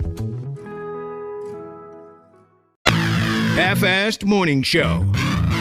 93X. I believe this was her first year at Perkins. First day jitters, but we weren't expecting that. Not a solid start. A teacher in Oklahoma was reportedly acting weird in the classroom last Thursday, but police said it wasn't the first day of school jitters.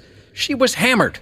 The Perkins Police Department reported a third-grade teacher was arrested for public intoxication on the first day of school. 53-year-old third-grade teacher Kimberly Coates was arrested after a school resource officer believed she was intoxicated. I noticed Kimberly had red, watery eyes and a thick, slurred speech. Kimberly had a hard time completing sentences, he wrote in the police report. The report said Coates told police she drank half a box of wine the night before, but stopped drinking around 3 a.m. Oh. School started at 8:25 a.m. Dang, girl. She had a blood alcohol concentration 3 times higher than the legal limit. She blew a .24. That's not just like a one drink and you're there. That's several drinks. The police report said the superintendent went to Coates' classroom to retrieve her bag. Inside, there was a blue cup that had red liquid in it. The officer wrote the liquid had an alcoholic odor, and he believed it to be alcohol. What is in that? My juice. Can I try again? That there is wine. That there was wine, and she was immediately placed into custody. That was her getting busted right there? Yeah. That's definitely juice. Do you think it's like the Family Guy thing? She's thought, well, if I'm drunk on the first day, they wouldn't know the rest of the year. That's just how she acts. Or Peter gets drunk when he takes his driver's license photo in case he ever drinks and drives. Well, that's no effing good to be drunk on day one of school, right? No. Although I'll tell you, I don't know. I'd have a difficult time showing up dry to teach third graders. I'd have to be affected by something. Well, you know what? It's happening. Also on the first day of school, last Thursday, this time in Virginia, a 47-year-old high school nurse never made it into the building for the start of the 2023 school year because she was pulled over in the school's parking lot on the first day of classes last week. Oh, wow. Starting off strong. Leslie Johnson, a nurse at Mills E. Goodwin High School, was charged with 2 counts of possessing synthetic drugs, 1 count each of possessing cocaine and methamphetamine. Johnson, a licensed nurse for more than 20 years, was driving to the high school for work at about 8:46 a.m. when officers with the Henrico Police Department conducted a traffic stop on her vehicle. The initial reason her vehicle was stopped because she was reportedly driving with expired tags. The traffic stop was conducted so close to the school, police say she actually came to a stop in the parking lot. The officer observed several items of drug paraphernalia within the vehicle. Following the arrest, a school district spokesperson said Johnson had been temporarily suspended from her position with the school. Ooh-wee. Day one. Again, like you said, Ashley. Day one. You guys know anybody who's got a Dewey on the way to work? No. Yes, I do. That's an ugly way to go about it. Yep, from drinking the night before. Daylight, the sun's out and everything. Yeah. Everyone, rush hour traffic and things just going by. Yeah, You're on the side of the road doing like the arms and the nose test and stuff. In this guy's case that I know, he just drank himself sideways and never went to bed. And then figured, he had the bright idea, well, I could probably still put in an 8-hour shift at work, despite the fact that I just cleaned out a case of beer. So he gets in his vehicle, he's on his way, and he realized, well, this is probably a bad idea. So I'll just do a U-turn. No. That happened to me, not that dramatic, but I remember coming into, luckily there's nobody on the road, coming into work thinking, I think I'm still drunk. And I didn't know that could happen. Oh, damn. After that, I learned my lesson, but I thought you drink, go to bed, wake up for work the next day, you're completely fine. I thought that erased what you did the night before. Isn't that silly? But I thought the same thing for so many years. Yep. Maybe I wasn't, but I sure felt affected. Oh, I can tell you for sure there have been many, many mornings here when I was younger where it was a bad decision to try to make it into work. Yeah, I was one and done on that. That scared the heck out of me. Yes, you'd think, I got 45 minutes of sleep. I just hit the full-on reset button. Yeah, I thought that's what happened. Right. A Pennsylvania man assaulted a 15-year-old boy who refused to make him a sandwich. Police said Saturday 39-year-old Justin Jellitz punched the teen in the face and then hit his head on a wall several times because the boy refused to make him a sandwich. He was ramming the kid's head into a wall? Yeah, just because the kid didn't make him lunch. Man. When troopers asked Jellitz what his name was, he told them he was the, quote, Uniontown Ninja. That's a cool title. I didn't know you could gain the title of Uniontown Ninja. Now I think he gave it to himself. Oh. Yeah. Self-appointed. That clears that up. A North Carolina woman's been arrested after allegedly tricking her friends, family, and police into thinking she'd been murdered. 37-year-old Margaret Frances Maggie Elizabeth Sweeney was reported missing on Friday after one of her friends told the Franklin Police Department she was either going to be killed or already dead. Everything at the moment seemed legitimate. That allegedly said that Maggie had been assaulted and that she was deceased. Sweeney, however, was found safe the next day in a neighboring town, with Sergeant Randy Dula discovering the missing woman had allegedly made an anonymous third-party tip about the death to a worried friend and the Department of Social Services. Sweeney's action caused our department, as well as other departments, many hours of work, which could have been spent on other matters, the department said. It remains unclear why she allegedly tried to fake her disappearance and death. Yeah, she's trying to get out of paying the bills or something? Or well, there's a possibility she was trying to escape a bad situation at home, but police are still looking into that. Well, that's no fun to hear about, but there are other ways to get out of that situation than to pretend to be dead. She was upset on Facebook and wrote, "Social media has us believing we're entitled to know about people's situations that have nothing to do with us," she wrote in the comment section of a Facebook post from the police. What? I decide when, what, with whom I confide in, she added. What? Huh? The case is... I don't know. I'm just reading the quote, all right? Just trying to give her time. What's happening now? Okay. The case is reminiscent of that of Carly Russell, who threw the community of Hoover, Alabama into a frenzy last month after allegedly faking her own kidnapping.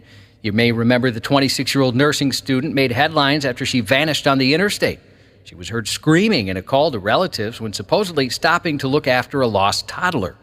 Russell, however, turned up days later with a harrowing story of escaping her kidnappers, with police disputing her claims over a string of evidence allegedly showing she was preparing to fake a kidnapping. You may remember she researched the movie Taken, true story. Yup. Oh, that's the same gal. Yeah, that's the lady. Copy that. 2 people fought the cops after one of the suspects stuck a syringe into an unsuspecting Walmart customer. According to police documents, officers responded to a Georgia Walmart August 10th. Security said a man had come up to customer service saying a woman stabbed him in the neck with a needle and then injected him with a foreign substance. That's before telling the 19-year-old victim that he had been poisoned. When police arrived, security pointed to the suspect vehicle parked at the side of the building. They approached a man in the driver's seat, 73-year-old Jay Carswell. When asked if he was alone in the vehicle, he said no, and his friend was in the back seat. That friend was 55-year-old Jennifer Keenan, who stepped out when asked by officers to do so, but she refused to give her information. Then that situation escalated. Keenan fought the cops and pulled a gun, but they were quickly able to detain her safely. Didn't do anything. Good! We got a gun! I didn't. Get him up! Stop moving! Then Carswell attempted to drive off. An officer used a stun gun on him as he reached into the back seat to grab something. You sit down right now. Well, what are you going to do? I will tase you for obstruction. Sit down. Well, I ain't got a damn thing. Get on the ground. Tase the boy. Tase the boy. Get on the ground. Stop reaching. I hear you laughing, Ashley. That is one of my favorite sounds when douchebags get tagged. Yeah. I can't not laugh. Tase. Yeah. Here we go. That's my second favorite tasing. That's a good one. Of course, my first would be. With arms wide open. Oh, done. Oh. When Wapple Creed bombed some police officers who rewarded him with he took a ride, the 5-second taser ride. The first dude sounded like he might have been pooping in his pants. Yeah. It hurts. It hurts. Yeah, you're right, Josh. There's nothing better than the guy going from being tough guy to, as Nick said, pooping themselves. Yeah, no kidding. That sounded like a movement. If you thought the previous mysterious liquid Walmart story was bad, this is worse. And if there's little ears listening, if they're still tuning in, you might have to answer some questions after this one. A man is facing charges after he allegedly sprayed a syringe filled with possible seminal fluid on a female shopper. What in the living hell is wrong with you? Police were called to an Indiana Walmart last Monday after a woman said she was standing in the spray paint aisle looking at glue when a man, later identified as 30-year-old Dontrell Morris, came into the aisle, stood about a foot behind her, which made her uncomfortable. The victim started to leave the aisle when Morris bumped into her, seemingly on purpose. He said, "Sorry, I didn't mean to run into you." But when she walked away from him, she went to a bathroom and felt a substance on her lower back. Then, at the urging of her mother, she called 911. When officers approached, they could see a syringe sticking out of his pocket. As I pulled the item out, I asked Dontrell what was in his pocket, an officer wrote in the statement. He said that it was just a syringe. I asked what was in it. He stated, "Just lotion." I only bring it around my friends and nothing else, he said. Okay. This friggin' guy. The officer described the substance in the syringe as possibly semen. But Morris continued to insist the substance was lotion. He told police he would spray his friends as a prank. When an officer asked him what he believed the victim would think the substance was, he stated probably something inappropriate, something that's not lotion. Maybe like, I don't know, could be a whole lot worse than lotion, he said. He eventually admitted his semen would be found when the victim's pants were tested. How do you get there? I don't know, but that should be it for this guy, right? I agree. We put him in a room and he's not allowed to be around. Throw away the key. Yeah. In other Achoshulet news, a recent Wall Street Journal interview with actress Jennifer Aniston revealed she once tried a salmon sperm facial. She said she's not sure if it worked. And here's a salmon-related fact for you. No semen here. Salmon sushi doesn't come from Japan. It was created in Norway in the 80s because they had a salmon surplus. She tried a salmon sperm facial. She did, yes. Boy, I wonder how long the line was of salmon. Yeah. Wait. Did you say Jennifer Aniston? I bet it was out the door. I would think so. Yeah. That's probably the best day of your life, being a salmon. Yeah. A maintenance worker is in critical condition after he was stung more than 2,000 times Saturday at an Arizona golf course. Stung by bees? Yeah. My God. Arizona fire and medical crews had to use foam to subdue the bees at Pebblebrook Golf Course. They had to get the foam out. Yeah, they did. When firefighters initially approached the man, he was completely covered in bees. We were moving down the fairway. We saw a worker working. He stopped and he started swinging his arms. Didn't pay a lot of attention to it at first. By the time he turned around, he was completely covered with bees. He probably had a foot of bees on him. I've never seen anything like that. What do you mean a foot of bees on him? That's a lot of bees. We thought it was grass clippings on his face, but as we got closer, we realized those were bees, one of the rescuers said. Oh, that'd be so miserable. The maintenance worker was taken to a hospital where he remains in recovery. That could kill a guy. Oh, yeah, I would think so. Mm-hmm. That could kill a guy. I don't like those bees. I once heard a story about bees. They climbed into someone's socks while they were wearing them and were stinging them inside the socks. Did you know they had that skill set, Josh? To get into socks? Yeah. No. Oh, that'd be awful. These were guys that worked at a golf course, and they stepped on a ground nest, and the bees were all over them. I mean, of course, everyone stepped on a ground nest before the bees come up out the ground. Just happened to a buddy of mine. And they're on your face, they're on your back, and you're running away. But then they were wondering, well, how come my ankles still hurt so much? And they pulled the bees were in their socks. No. What's in the socks? Bees. I didn't know they could do that. Get in the socks? Yes. Is that why you rarely wear them? No, but God help us now, I'm never going to wear them again. We gotta I save don't wear socks normally because my feet are so disgusting. I want everyone to experience them. You can't keep that to yourself. Everybody should take a look at these friggin' mangled excuse for feet. Look at them right now, Josh. Look at them. What is that? You don't even know what that is. That's like a seventh toe. Yeah. Why do you have an extra toe? I don't know. No, that's just like one of those things that grows out of potatoes when you have them in the... It's like... What? Like that nub, that stalk that sort of grows out of potatoes. Yeah, you know what we're talking about. Dude, that'd like be a so sprout? gross. Yeah, like a sprout.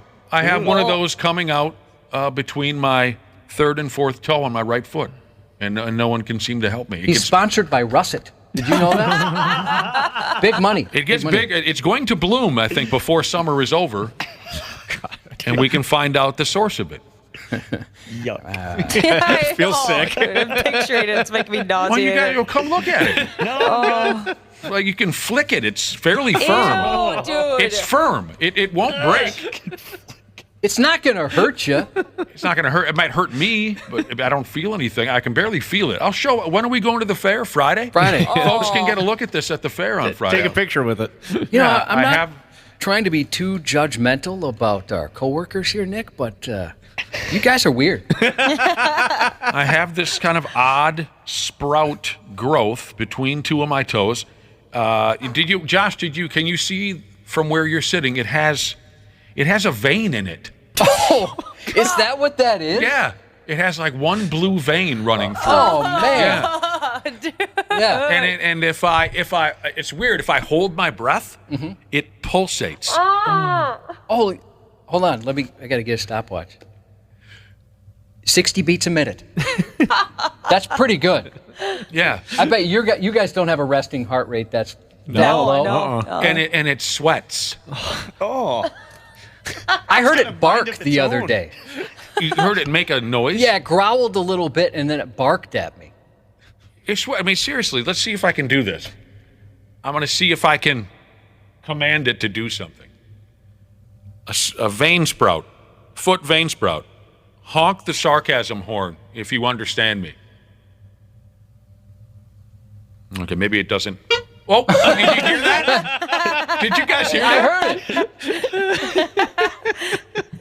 It's communicating. It is. Why isn't science studying this? It's learning. We just made first contact. It's learning. Let's see where we can go with this before the end of the week. Well, I'm going to check the text messages, see if people are enjoying themselves. Well, you guys are gross. So we got a few stories we're going to skip. You got really gross there, didn't you? Yeah, that's on me. Oh, speaking of First Contact, this is perfect. Wow, what a lead-in. Today on Apple TV Plus, Season 2 of the sci-fi series Invasion. Events unfold in real time through the eyes of 5 ordinary people across the globe as Earth is visited by an alien species which threatens humanity's existence. Then tonight on HBO, BS High, the Bishop Sycamore Centurions played a national televised football game on ESPN in 2021. However, questions later revealed Bishop Sycamore isn't a real school.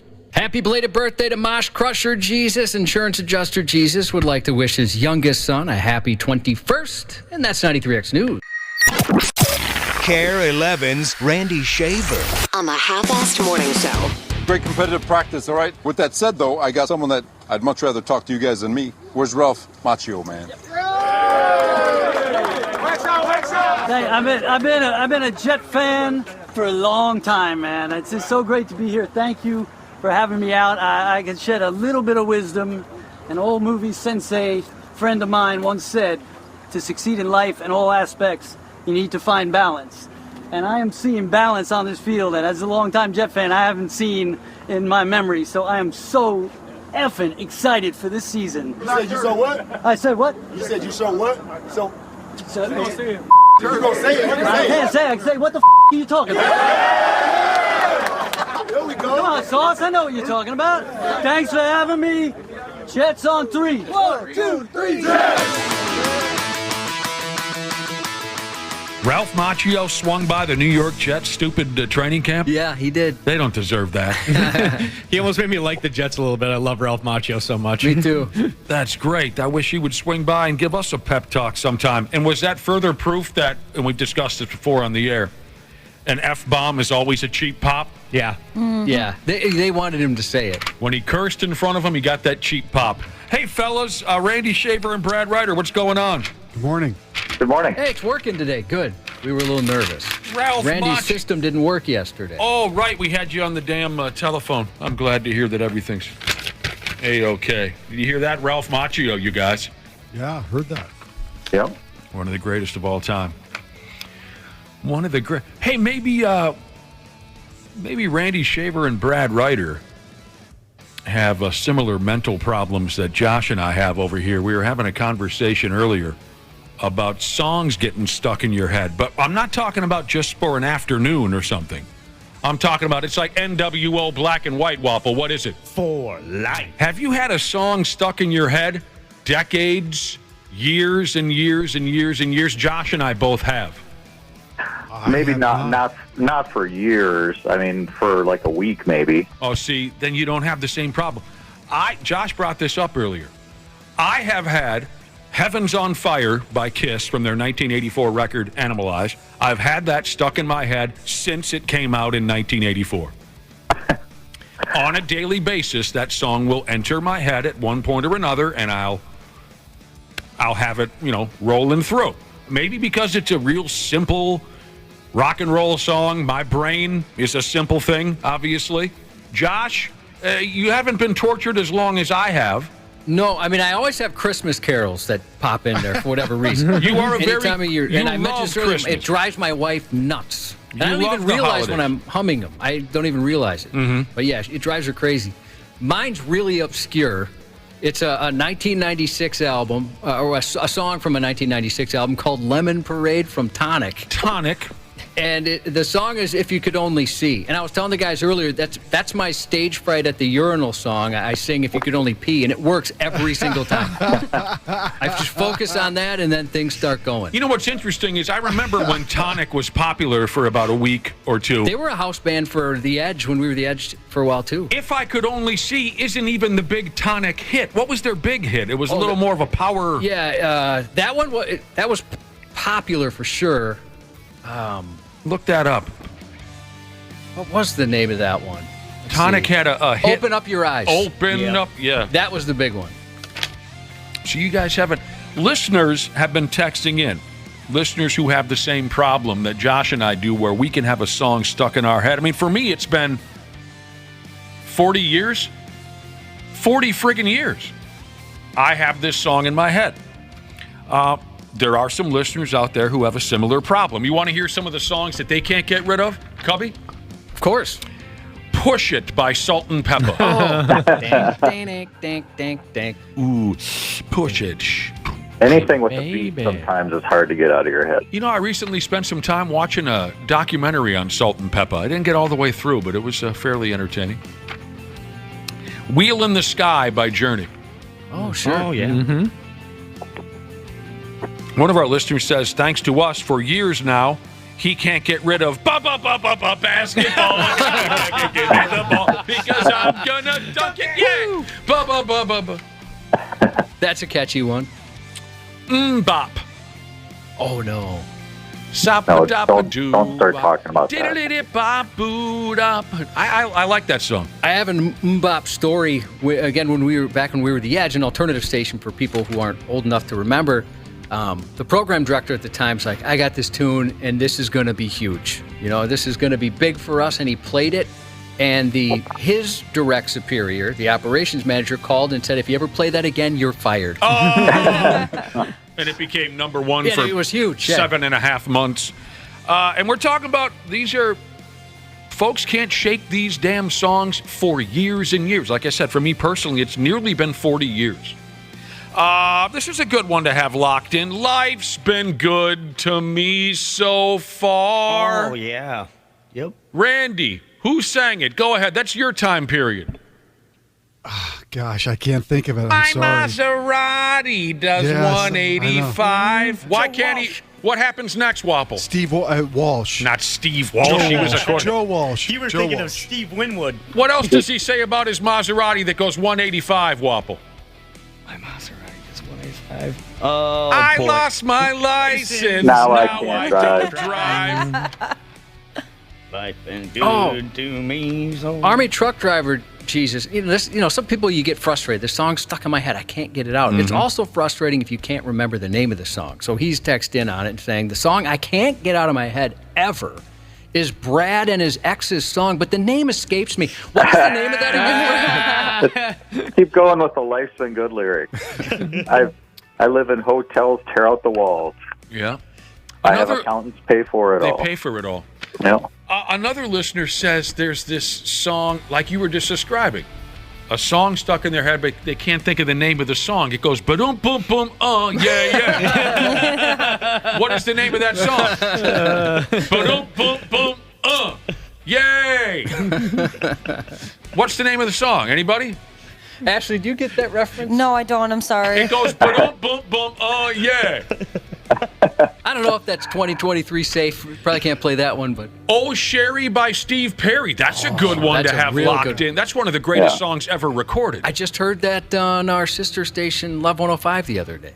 Another one, a song that I feel like is one of the best ever recorded. Not bad to have this locked into your head. Blinded by the Light by Manfred Mann's Earth Band. Yeah. That's a terrific song. I forget, what does he say?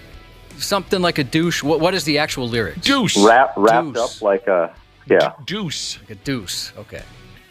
All right, one more of our listeners who have songs locked in their heads. For Life. Playing with the Queen of Hearts. Oh, Knowing God. that Juice it's Newton. really smart. Who is it, Brad? Juice Newton. Juice Newton.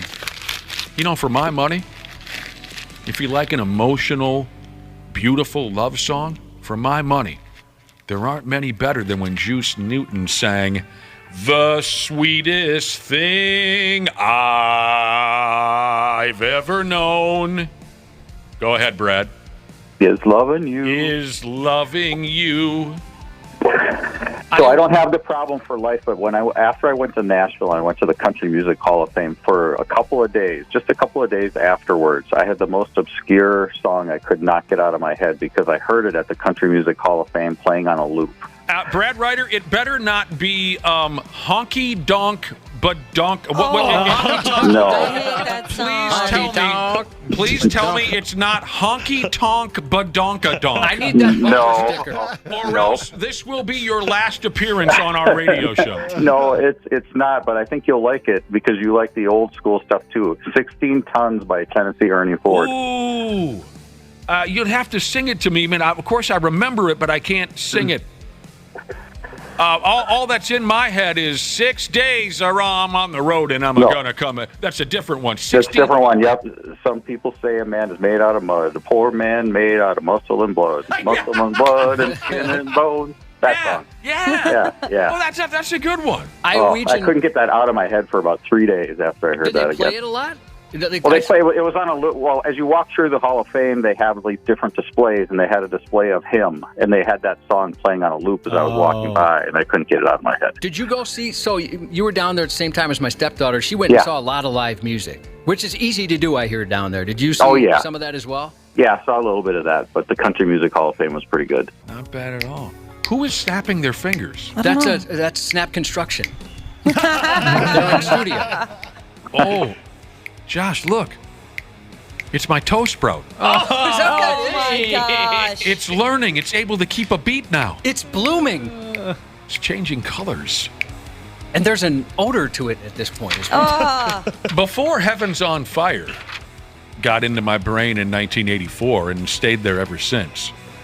Being the son of a truck driver, I like those truck driving songs. Like I was just 6 days on the road and I'm gonna make it home tonight. I can't remember who that was, but when I was a little kid, I was upset. My daddy's a truck driver. He's so cool. I saw Smokey and the Bandit. He runs from the law. He gets laid all the time. He takes speed. So Convoy, the theme from the movie Convoy. But also for you Alabama fans, roll on family, roll on crew, roll on mama like I asked you to do. Roll on 18-wheeler, roll on. Who wants to take it from there? Where Randy Owens says, roll on! Nobody wants it? I took it. Did I take it already? I think you got it, yeah. I took it. You got it. I think 6 days on the road was Dave Dudley. Dude. Dudley. Double D. Last night's Twins-Brewers game was a turd pile. It was fine until we got to the 6th inning. I mean, it was a pretty good ball game. Yeah, it looked like it was going to be a fun back-and-forth ball game, and then the 6th inning was a disaster. Obviously, the controversy is whether to take Bailey Ober out of the game or not after 5 innings. Did you figure out 78 pitches, 5 innings? Anyone know why Bailey Ober was? I never really saw, where Rocco said exactly why. Just other than he had a feeling that Floro was the guy he needed to put in, and obviously that was a disaster. So. I watched Ober's post game interview on the Valley's post game, and he was doing a very good job of being political about answering the question. You could tell he wasn't happy about it, but he didn't go off about it. You could tell, they asked him if, were you consulted? No, I wasn't consulted. Could you have stayed in? Yes, I could have stayed in. Yeah. I mean, you could tell he wanted to stay in. Dan Hayes from The Athletic tweeted last night that said, before the game, Rocco Baldelli suggested that Bailey Ober could be in line for shorter starts because of a career-high innings pitched. Oh, yeah, I did read that the other day, that he's reached his career high in innings pitched, and now we all have to panic. A few listeners did text in. They were pretty pissed about it. I'm not normally the guy that's going to whine and cry about Rocco's pitching decisions, but I didn't like last night's call, and I read that same thing. Now we all have to panic. Oh, God, he's never thrown this many innings. That drives me nuts. What are we waiting for? Is what when these guys they continue to be held back and babied and cushioned. What are we waiting for? I guess I thought we were past all that with the pitching staff based on how they've been performing this year, and Sonny Gray making pretty public comments at the end of last year about getting pulled early and things like that. It felt like, at least until last night, that was kind of done with. And then last night happens, and again, we're kind of, it backfired. If it had worked last night, we wouldn't be talking about it, obviously. Right. But what are we so afraid of? We still might be talking about it a little bit, why? But if we're so concerned about that, why don't we go out and win the division, win every game we can, win the division by 8 or 9 games, and then rest those guys the last week of the season? Yeah, I don't get the approach. It's not just Rocco I'm talking about. In all of pro sports, they're so overly careful. Well, the guy did have a sit on his armpit. We better sit him for a couple. It's because of the money that they make, and yes, but if you just continue, it's not always a team's decision either. It can be a conversation between the team, the player, and the agent too. All right, yeah, I know. The agent. All those things work in concert to decide a player's future. Right. I get it. It just bothers me. You can tell in this case it's not the agent or the player. No.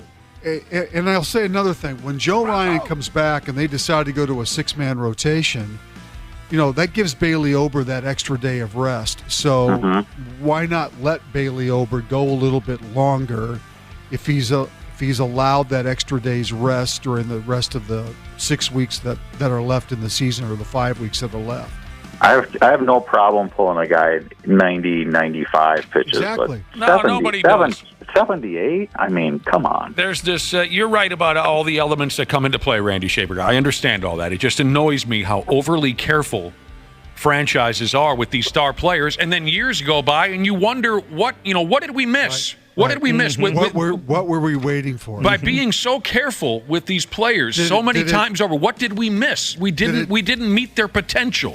Well, they weren't given the opportunity to reach their potential because they were babied so terribly. And then the next conversation after that is usually, our bullpen is so taxed. Well, your bullpen is so taxed because you don't let the starters go deep enough. That's why your bullpen is so taxed. Did you hear Dick Bramer's great line last night during the game? I did not, no. Anyone watch last night's game aside from me? I watched it without the State sound. of baseball. Same with Randy. During the 6th inning, the Brewers put up 6 singles, I believe, and 5 runs. Yep. But none of them, they were all weakly hit baseballs. So maybe you didn't hear what our bro Dick Bramer said about the SAWFT soft contact singles that the Brewers were ringing up. He said if you closed your eyes, you would think you were listening to someone playing pickleball. With the punk. Yeah. Punk. The little drop shots. Because, they were not making solid contact at all, but they just got hit after hit after hit. Okay, a hotter than Dutch Love day game is next, 1 o'clock on Bally Sports. So like we were talking to Dick about yesterday, are they going to have the lid open? Oh, I don't think so.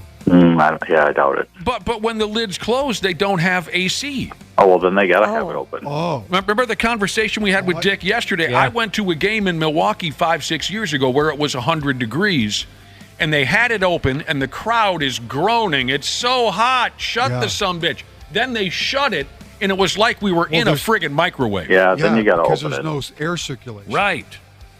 It's only been about 97 degrees around first pitch. That's not bad. They should be fine. Kente's going to be on the bump. It's going to be brutal. No school in Milwaukee today because of the heat, but they're going to play ball, son. Hopefully they can limit the number of dead bodies.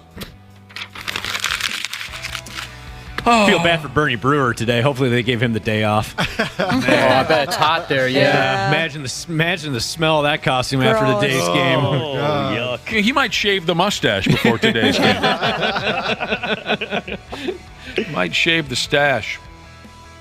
All right. Speaking of Dick Bramer, it's too bad we don't have him on the air right now to join in on this conversation. BleacherReport.com put up something or another on the Mount Rushmore of hitters for every big league ball club since 1980. The Mount Rushmore, so the 4 greatest hitters for every ball club since 1980. They're focusing solely on hitters and on the time frame from the start of the 1980 season up to present day. This is perfect for a guy like me because the late 70s was when I first really got dialed into our local ball clubs. By hitters, they simply mean non-pitchers, so a player's offensive and defensive contributions were considered. And a prime example is Ozzie Smith likely would not appear on the list of the best offensive players in St. Louis Cardinals history, but his defensive wizardry earns him a spot in this discussion. So let's get to it. Of course, we'll begin with the Twins. We don't have to go through, for God's sake, every ball club. If there's some that you are curious about, I'd be happy to read them to you. Randy Shaver, Brad Ryder, who do you suppose is the Mount Rushmore of Twins hitters since 1980 AD? Well, I'm going to guess Puckett's got to be on it. There is Turkey Bucket. Yes. I would say Puckett Mauer. Yes. I would say Herbeck. Yes. And I would say Morneau. No. How about Torrey Hunter? Yes. Really? Herbeck, Hunter, Mauer, Turkey Bucket. Okay. They say Bucket and Joe Mauer are both easy choices. Torrey Hunter won 7 straight Gold Gloves in center field, Yes. while also serving as a consistent middle of the order run producer. Yeah. I think Morneau. Now, interesting they brought up Morneau.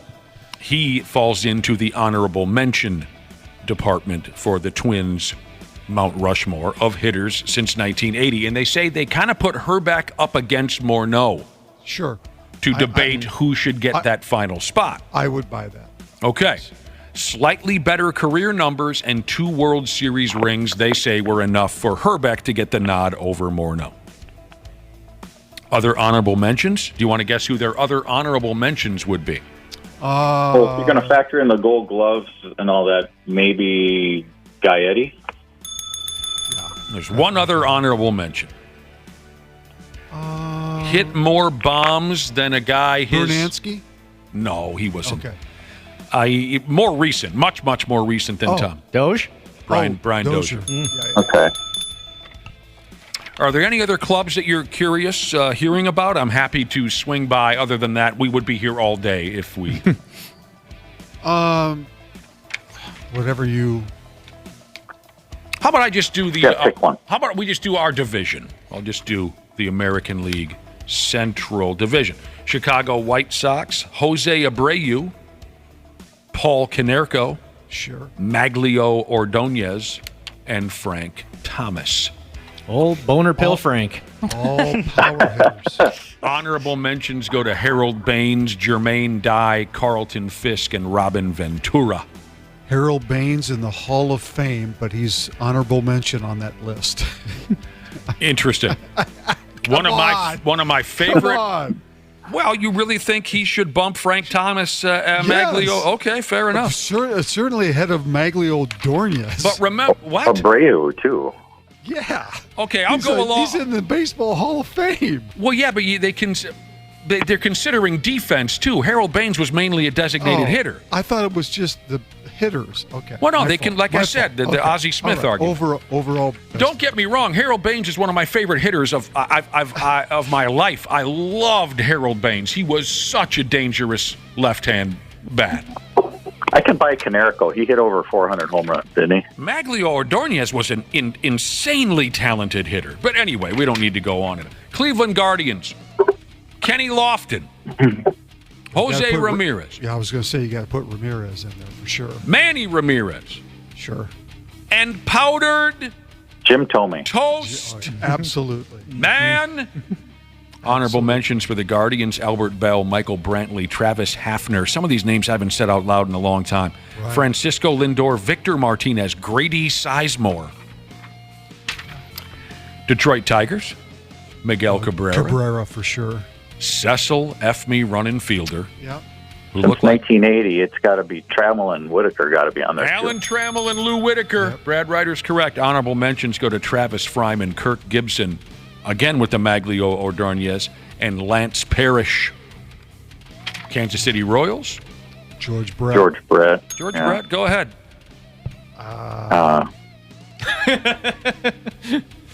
Well, Go he's ahead, had a long I said. career there. Salvador Perez. Yeah, Salvador Perez. Good-looking kid. Played left field. Had a goatee. Alex Gordon. Left-handed bat. Also did a lot of damage with the Toronto Blue Jays.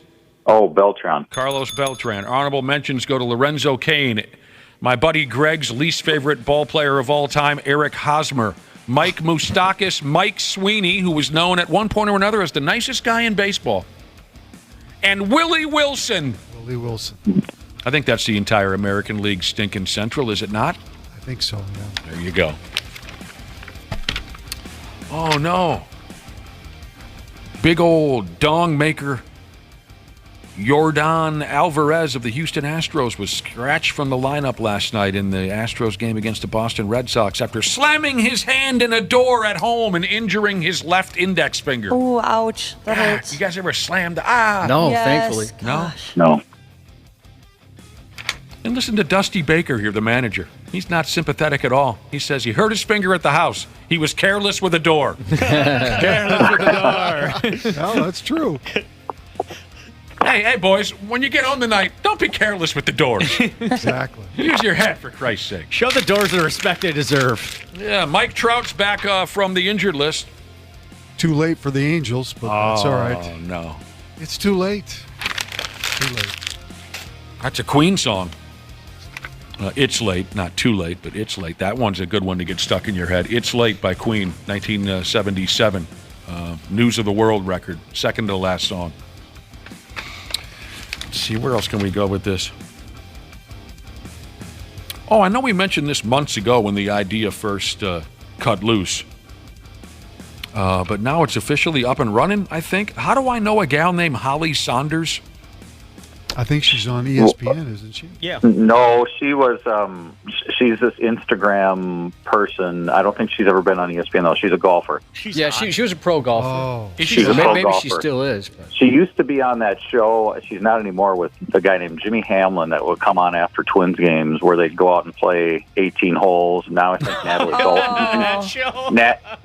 Galbus is on it. Now I can't think of the name of the show. All right, well, fair enough. Wapple, you said she's a hot lady? Oh, yeah. Very attractive. She's either married to or she's dating Oscar De La Hoya. Oh, Jesus, what the hell's the matter with her? Holly Saunders, she just launched her very own topless competitive sports league kind of a thing. It says here it debuted last night, but I have no idea where. Wapple's fly is already half down. Someone tell this kid where he can watch this nonsense before Was it he, OnlyFans? I'm trying to remember. Exposed Sports with the Z. Wapple's going to bust a spring here. Oh, .com? Because that's the name of the organization. Yeah, exposedsports.com is the website. Oh, I got to go to a website. You're right. Sports is spelled with a Z. She says she's enlisted her most attractive friends to give viewers the ultimate viewing experience. That's exhausting. What's exhausting? Just women try so hard to be known for even especially good-looking women, to be known for being good at their sport. I want to be known for my talents, not just that I'm hot. And then for someone to just come out and be like, "Hey, here's us playing sports and we're shirtless." Oh, oh gosh, come on. Oh, it's like 2 steps forward and 5 steps back. It looks like they're playing Twister. Is that right? Yeah. Show a little respect, Wapple. Ashley, just, Yeah, come on, man. There's another one where they're bowling on a slip and slide. Well, you don't seem to care at all about what Ashley just said. Dude, that sounds fun. Bowling on a slip and slide. Yeah, Wait a minute. Now where are we going with this? Yeah. Bowling on a slip and slide as a sport sounds exciting. She teamed up with some folks from the porno industry. And she says there will be videos of the hottest girls on the internet participating in all different kinds of sports and activities. Nude or partially nude. She says it's almost like Jackass, but not totally stupid. No, I added that myself. It's almost like Jackass, but with the sexiest women you've ever seen. So you're going to be horny and you're going to laugh. It's a confusing mix of emotions. I can do that with the NBA. Josh doesn't need exposed sports to be laughing and horny. He watches the NBA. She used to be on the Golf Channel back in the day, and that's where probably a lot of people saw her to begin with. In my opinion, she did not do herself any favors with her latest enhancements. I think she used to look better before. But really? Mm-hmm. Yeah. It looks like there's a private chat, so you could go on exposedsports.com and pay some money to chat with her and tell her that, Brad, if you want to. No, that's all right. Hey, Ashley. Can you imagine he pays just to tell her that? Yeah. He's so crappy. Well, I hope she learned her lesson. That's right. If 93X puts up the money, I'll go do that.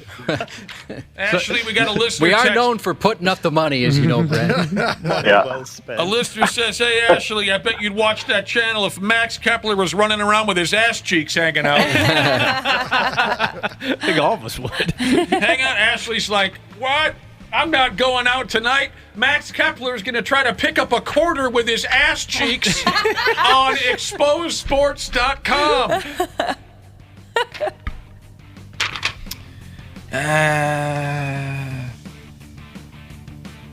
What else is going on? Believe it or not, there are people who really like the gas bag. Karen Rogers. Well, his I got to say, I like him more now watching Hard Knocks than I did. But it could be fake. It's all lies on television. Yeah, I mean, there's people that are saying it's just Aaron Rodgers propaganda. And it's fake, but I think to me at least, he's a little more likable. Anybody else watching that? I haven't seen it. I would never ever watch. I've watched it. Yeah, I would agree with that. I'd rather watch Exposed Sports. I enjoy having him around to a certain extent because it's fun to F with the guy. You know, he's a delusional know-it-all gas bag. Lots of fantasy football dorks have used his name to put a fun twist on their fantasy football team name. You want me to give her? I have a pile of these Karen Rogers-related fantasy football team names for you now. Yeah, they're fun. Do you like these, Cubby? I do. All right, Mr. Rogers' Neighborhood. Not all of these are great. You know, his rookie year, that might have been kind of funny at this point. Discount double checkdowns. Jet fuel powered by Rogers. Okay, some of these are really dumb. Yeah. Cops and Rogers. God.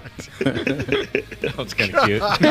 Seriously, you're going to have to tough this out. It wasn't until I looked at this a second time. A lot of these are, what is this, a third grader came up with this? Oh, some of them are very third gradish. Con Air and Rogers. That's a stretch. A little bit of a stretch. Erogenous zone. You done messed up, Ron. That's a good one. Yes, love that. I'm going to save my all-time favorite for last. Oh, I know. I bet I know exactly what it is. Okay. I'm going to give you all these other garbage ones, then I'll get to my favorite. Armed Rogery. I don't know if I get this one. Aaroning up that hill? Aaroning up that hill? Running. Air running up that hill. That's dumb. Rogers Wilco, dumb. Pat McAfee's best friend. Okay, there's some creativity there. Rogersy Boys? Jersey Boys? Rogersy Boys. I hate this.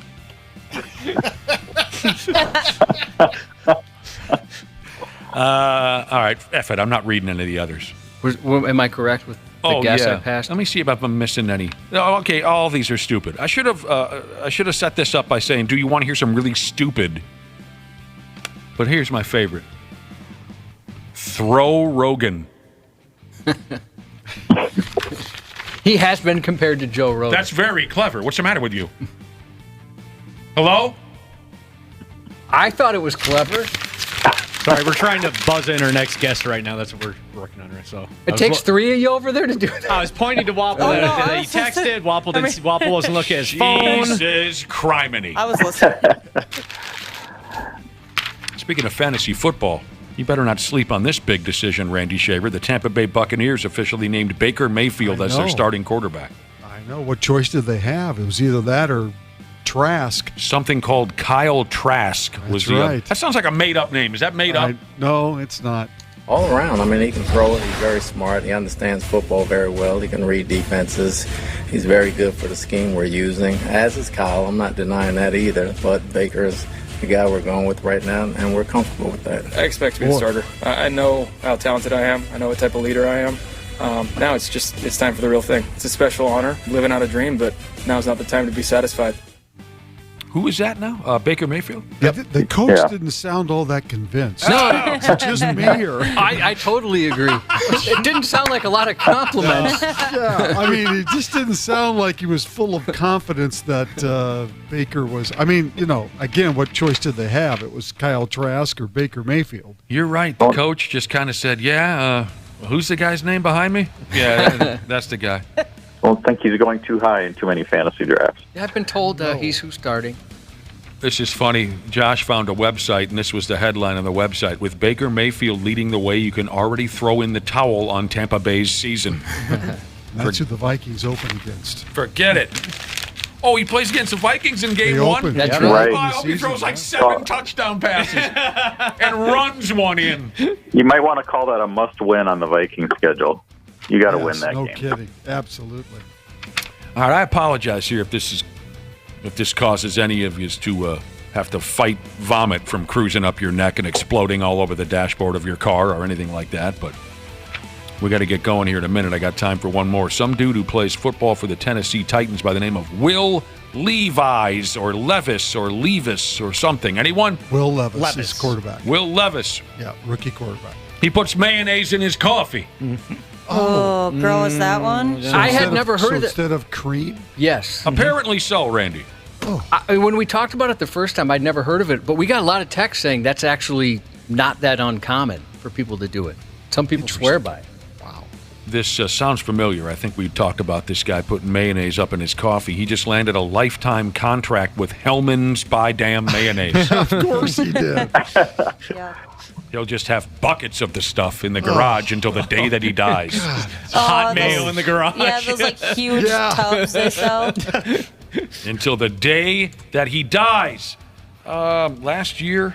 Did O.J. Mayo ever get an endorsement, or am I misremembering from like a... I don't think so. God, Did he you know play in what? the NBA long enough? Yeah, he was. Here's the thing, Josh. I think he probably would have, but he was a little different. Was he? Oh, I didn't know that. Yeah, he was kind of a troublesome dude. Oh. O.J. Mayo. I was at a Wolves game where he jumped off the bench and he was going to kill the ref. He jumped off the bench and he went. I mean, he was going to knock the ref out had someone not gotten in his path. So Like, I think what's O.J. this- Mayo was a little too squirrely for that. Like, what's the sauce that Sauce Gardner has? Is it A1? I forget what it was. He got a sauce endorsement. I think got a Buffalo Wild Wings. If I hear Is that one what it more, is? no offense, but if I hear one more word about Sauce Gardner, I'm going to burn somebody's house down. Not a fan? No, so tired of that. But last year, this Levis kid was still in college. Right. And he was at some media episode, that's not the word, event, some media event. He's got a cup of coffee and he squeezed mayo into the coffee. And everybody said, did you get hit in the head or what? But apparently he likes that. Isn't this the same guy who was the last guy in the draft room at the draft too? He was supposed to go higher than he was, and he just sat there and sat there. I think you might be right. I don't know. Yeah, I think this was the same guy. Yeah. I don't know. So what's your password for extremesports.com, Wapple? Or what's the name of the website again? Exposed Sports? What's your password? Did you already load up a membership for that? I bet it's wrestling related. It's suplex and then a series of numbers. Suplex 696969. There we go. Dirty pig bastard. I looked it up. It's going to cost you $30 a month if you want to sign up. What? I'll pass. Yeah, I think I'm good. For God's sake. That's exciting. All right, gentlemen, we got to go. But we thank you very much, Brad Ryder. Okay. Thank you, Randy Shaver. You bet. And we'll talk to you very soon. There's a douchiness to them. The 93X Half-Assed Morning Show. Hey, Minnesota. CJ Ham here. Huddle up for a second. You need someone to go the extra yard when your furnace or AC is out? Give the ball to the certified pros at Standard Heating and Air Conditioning. They've been at it for 90 years. Ready? Break. It's savings on a stick season with Standard Heating and Air Conditioning State Fair specials. Deals on deals on deals. Savings from $30 on a tune-up all the way up to $950 on a new cooling system. Visit standardheating.com/offers for details on all their State Fair deals. Standard Heating, providing the comfort you deserve since 1930. Half-Assed Morning Show. 93X. Are you currently enjoying the show on the Stitcher app? Then you need to know Stitcher is going away on August 29th. Yep, going away, as in kaput, gone, dead. Rest in peace, Stitcher, and thanks for 15 years of service to the podcast community. So switch to another podcast app and follow this show there. Apple, Spotify, or wherever you listen. Half-Assed Morning Show. 93X. Dr. P. Jesus. The 93X Half-Assed Morning Show. Yeah, here's Dr. P. Jesus back in studio with the Half-Assed Morning Show. If you got a question, text 651-989-9393. And Dr. James Parnell he'll try to do his best to straighten things out for you. How you doing, Dr. P? Hey, I'm doing great. That is great to hear. How are you? Well, we're doing just fine as well. Cruising towards, oh, wait a minute. I just thought it was Thursday. It's only Wednesday. I was going to say there. cruising towards the ass end of the week, but we're right smack dab in the middle. We already got text messages coming in for you. Some of it has to do with penises. What do you got on your end over there, Josh? More penises? Well, someone wants a follow-up from Cat Lady. She says, Oh, I'd Dr. love P. that. I'd love a follow-up. Good morning. It's a good start. Dr. P helped me out back in April after I had an ER visit and found my gallbladder needed to be removed. She moved forward with having the gallbladder removed, but have had a lot of issues since. I have a connective tissue disease called Ehlers-Danlos. Are you familiar with this? A syndrome? Yeah, that is. Okay. You're saying it correctly, yep. The surgeon had to remove scar tissue in my abdomen to get to my gallbladder. It's been 4 months now, and I continue to have pain to the point I can't wear a bra. This is her speaking, not me. I now have back and chest pain that I didn't have before, terrible indigestion, and either have diarrhea or I'm constipated. I also have mouth sores. My dentist said this is common with people with Crohn's disease. These have got worse over the past month. Do you think it's time for a GI consult? Mouth sores. We got diarrhea. We got constipation. We got pain here. Can she put the gallbladder back? Yeah, I'd want it back. Yeah, right. Gallbladder. I want my gallbladder back. Did they replace it with something dangerous? What's going on? Hopefully not. That wouldn't be the usual strategy. That is a lot of stuff to sort out. I mean, the short answer is yes, you should absolutely go see a GI doc. I mean, people can have pain, from gallstones. And once music went away. The gallbladder, once it's gone, you would think that pain should go away. But sometimes, people can have multiple causes for pain initially, so the gallbladder being gone may not take care of all of it. Occasionally, there can be a little stone stuck in a duct after the gallbladder's taken out, although that's usually pretty obvious pretty quickly because you get quite sick. She had scar tissue in the abdomen, which complicates any sort of surgery because you have to get through that scar tissue and then it tends to form again. But yeah, it does sound like with all of this stuff going on and symptoms really throughout her gastrointestinal tract, yes, seeing a GI doctor, gastroenterologist, is important because they're going to have to talk about scoping her from above and below and sorting out what's going on. Crohn's disease is something that it's very annoying to have, but it's quite treatable these days. It's an inflammatory bowel disease. Mm-hmm. Ehlers-Danlos, which she has, is a connective tissue disease where basically, like a lot of times with Ehlers-Danlos, people have a lot of hyperflexibility stuff. It's basically like that. So she needs a consult with the GI. You're saying? Yeah. Absolutely talking to her primary care doc and just sort of looking at the whole picture.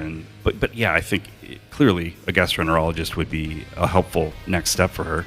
Word. Damn that gallbladder! What a problem maker. Yeah, it's what does a disappointing. gallbladder do? And is it a gal bladder if it's a girl's and a guy bladder for a guy? We could lobby to have the names changed, but no, just gallbladder. The gallbladder holds on to bile, which is created by the liver, and the simplest way to think of it is it's almost like bile's almost like soap. It helps break down fats. So when you can live without one, obviously. You can, yeah. It does tend to affect your digestion just because you don't have this. Basically, when you eat fat, your gallbladder senses that and literally squirts some bile down into the small intestine. Are you okay, Ashley? That's pretty gross, right? Yeah. Well, squirting introduces bile. I guess I'm not sure how you want to do it. Fair enough. But if you lose that, you do tend to have at least a transitional period where eating fatty food and stuff can cause trouble. So that will give people some symptoms after they have the gallbladder out that can be annoying, but it doesn't seem to add up to everything she's got going on. A good follow-up question right there, Josh. Another follow-up question. I wish we had an answer. Somebody or another just texted into our program and said, since the last time Dr. P was in studio a couple weeks ago, have you heard from the guy who contacted you a couple weeks ago that hadn't peed in 3 days? No, we haven't heard from him.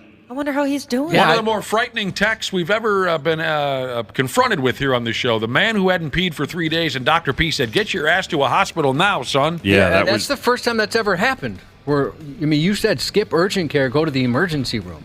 Oh yeah, I mean that's just again that's too long if it's truly happening because it's a lot of bad things. There's actually I have a couple follow-ups from last time if we want to go over them quick. Go right ahead, Dr. P. Because it was a little unusual to have two things that I couldn't answer. No, not unusual. Well, that is unusual. But there was a question about an infant, I believe, or just a very young child who was sneezing when I think exposed to sunlight, maybe to bright light, but sunlight definitely. And there was concerns about whether that could be a sign of seizures. There actually is a thing called photic sneeze syndrome. So basically, light-induced sneeze syndrome. I can honestly say I've never heard of this. And the literature I looked at said that 1 in 4 people actually, if you look at a bright light or you go out into the sun, you may get a slight tickle in your nose or a sneeze. That seems so 25% of people. I can't say that I've ever experienced that. It happens to me. It does? Yeah, I thought that was normal. My mom always told me if growing up, if you ever have a sneeze on deck and you're afraid that, because nothing's worse than when you're about to sneeze and it doesn't come out. Oh yeah, I've never had that problem. Oh well, she always says, it comes out usually all over who's around. God dang. Yeah, I've heard people say that too. Look at a light. Yeah. Yeah. So that is a real thing. It doesn't seem like there's any association with seizures. There may be an association with people who get migraines. And then the other thing was the caller or texter asked about whether left-handed people die early, which I have a personal interest in because I'm left-handed. Yeah. And there was a study done in the early 90s that sort of suggested there was a propensity to die earlier, and it was, the thought was, is it because lefties live in a right-handed world? What I saw is that those numbers probably aren't real, and it's really not. It's not a dangerous thing to be lefty. So all you lefties, don't worry. All right, fair enough. Well, yeah, that's good. But be careful with scissors. We've got Dr. P. Jesus in studio taking questions from our listeners, 651-989-9393. Then I teased you a little bit by saying I had a couple of penis-related questions, and we always do. There are a lot of penises in our audience. Nothing like a penis tease. And and they are troublesome little bastards at times, penises. First off, we got a young guy texting in saying he'd like to start taking Blue Chew type boner pills because he wants to be able to go multiple rounds with his lady. He says he doesn't need them. He just wants to use them to show off. Can a player become dependent on them? There's obvious risks that I hope you mention to taking them for no reason. But he's more specifically asking about dependence on these pills. Yeah, that's a good question. I think you should be more worried about the damage you could do to your unit.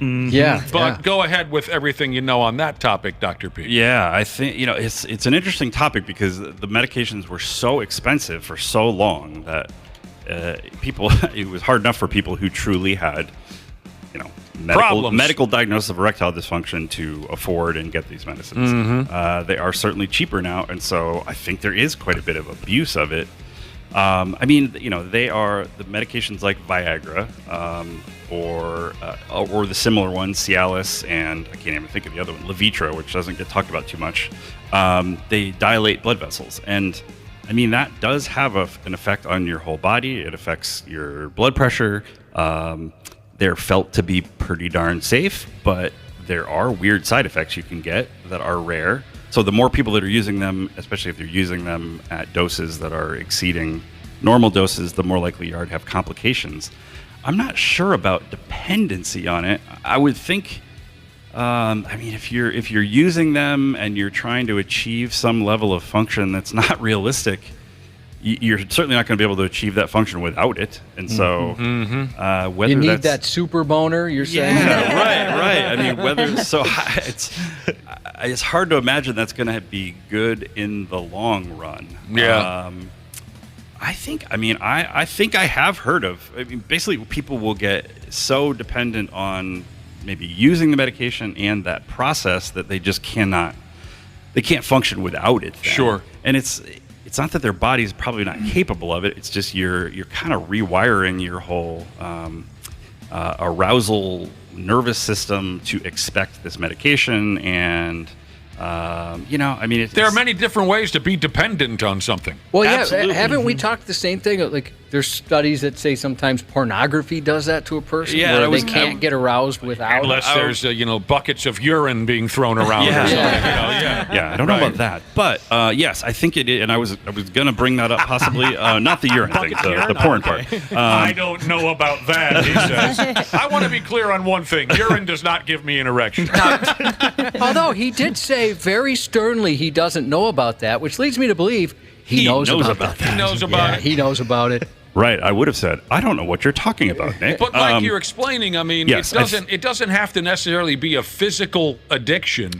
The process can be something that your body just gets used to, and then you right. That's a good point. Absolutely. So yes, I think it is. It's probably tied into what happens to your brain and body by overexposure to porn and just not having those, having that whole arousal and intimacy with another person, and it just takes you down roads that probably are not good, and they may be difficult to come back from. Yeah, and this must be a young guy who's getting his first piece of regular ass. Remember when you first got your first piece of regular ass, you just wanted to pump away 24/7? Yeah, you were trying as hard as you could. Yeah, and honestly, this is an interesting point, and it would apply to this person too.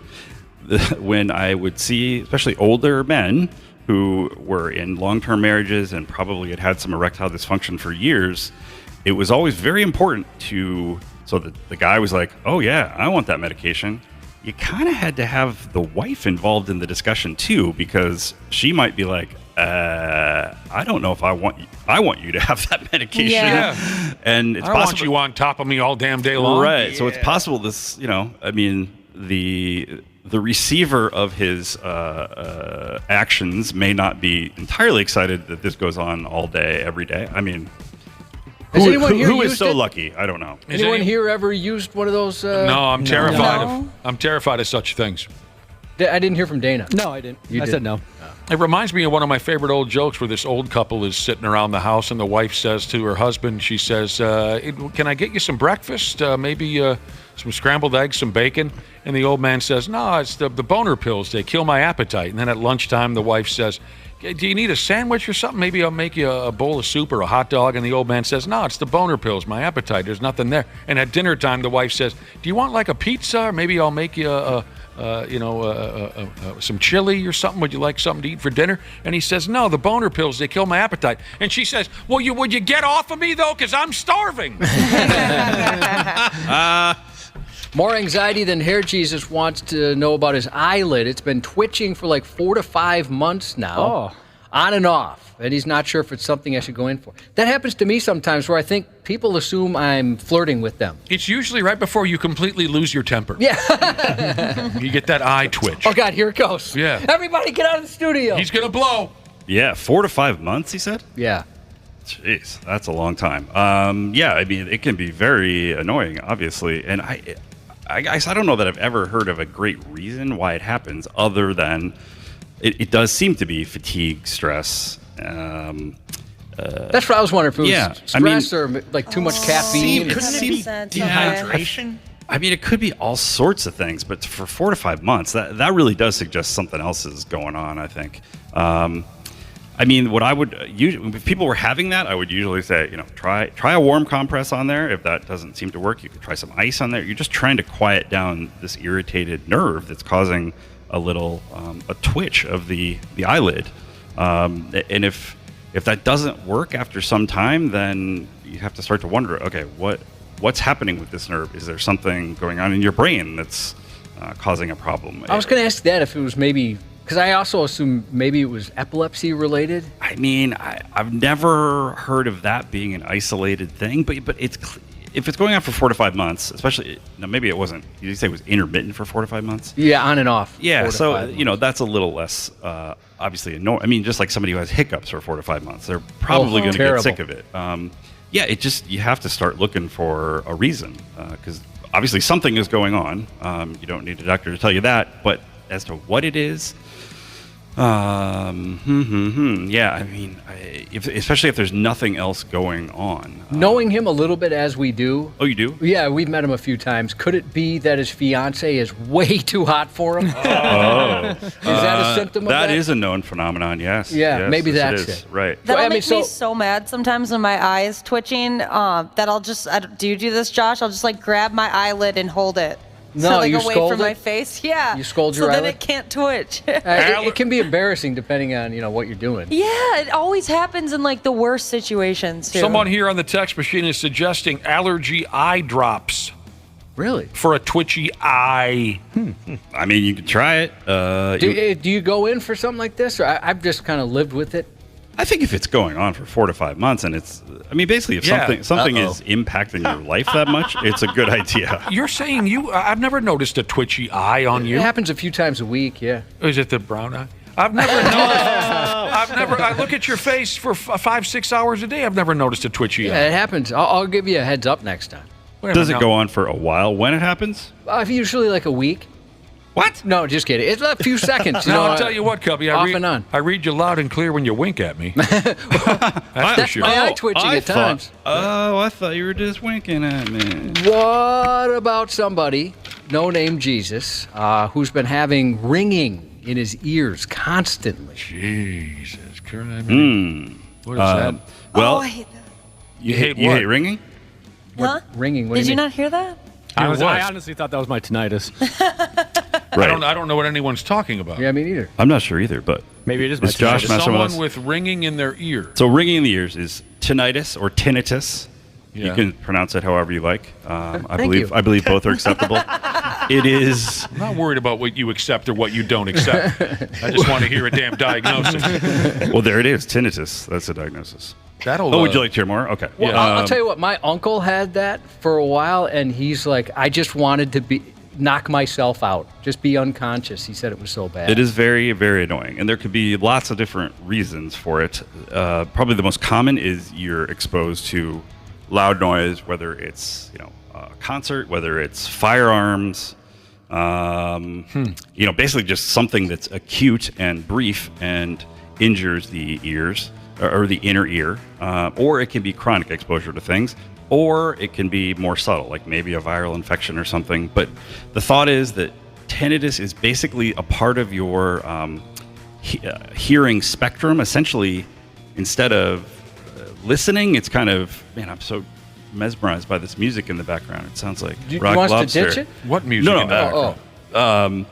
But it's basically giving you feedback instead of waiting for feedback. So basically one of the strategies is if it's a chronic thing and it's annoying you.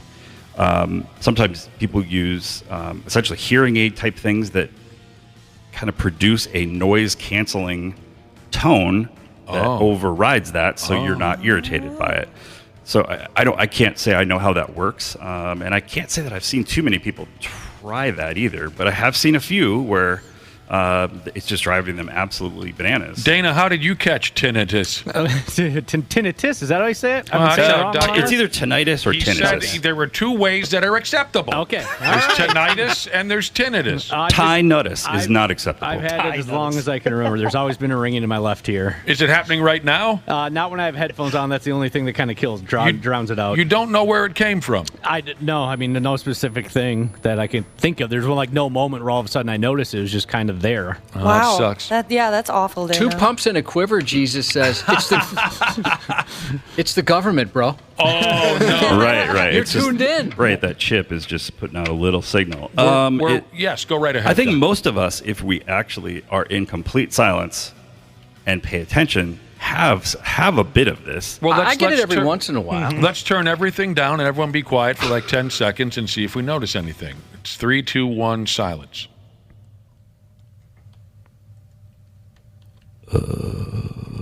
Now, what was that? Dr. P. Jesus. The 93X Half-Assed Morning Show. Oh, yeah. We are here. We are still here with our guest, Dr. P. Jesus.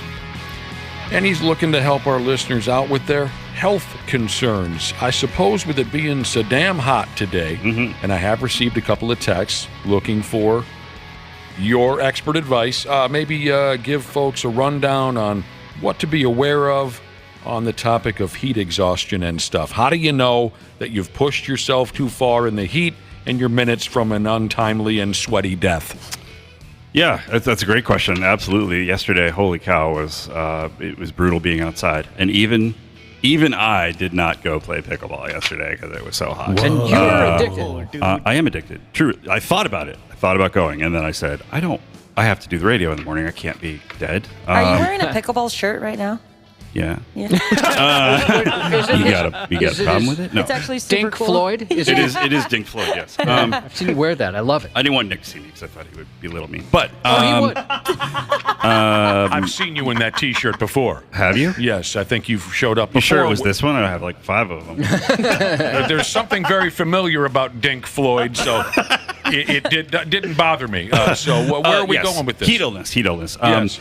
I mean, basically, part of it is if you are having trouble concentrating, essentially you're just like your reflexes get bad. You almost like you're kind of drunk. I mean, it actually is kind of like that. Yeah. So I know I have experience, don't I, Josh?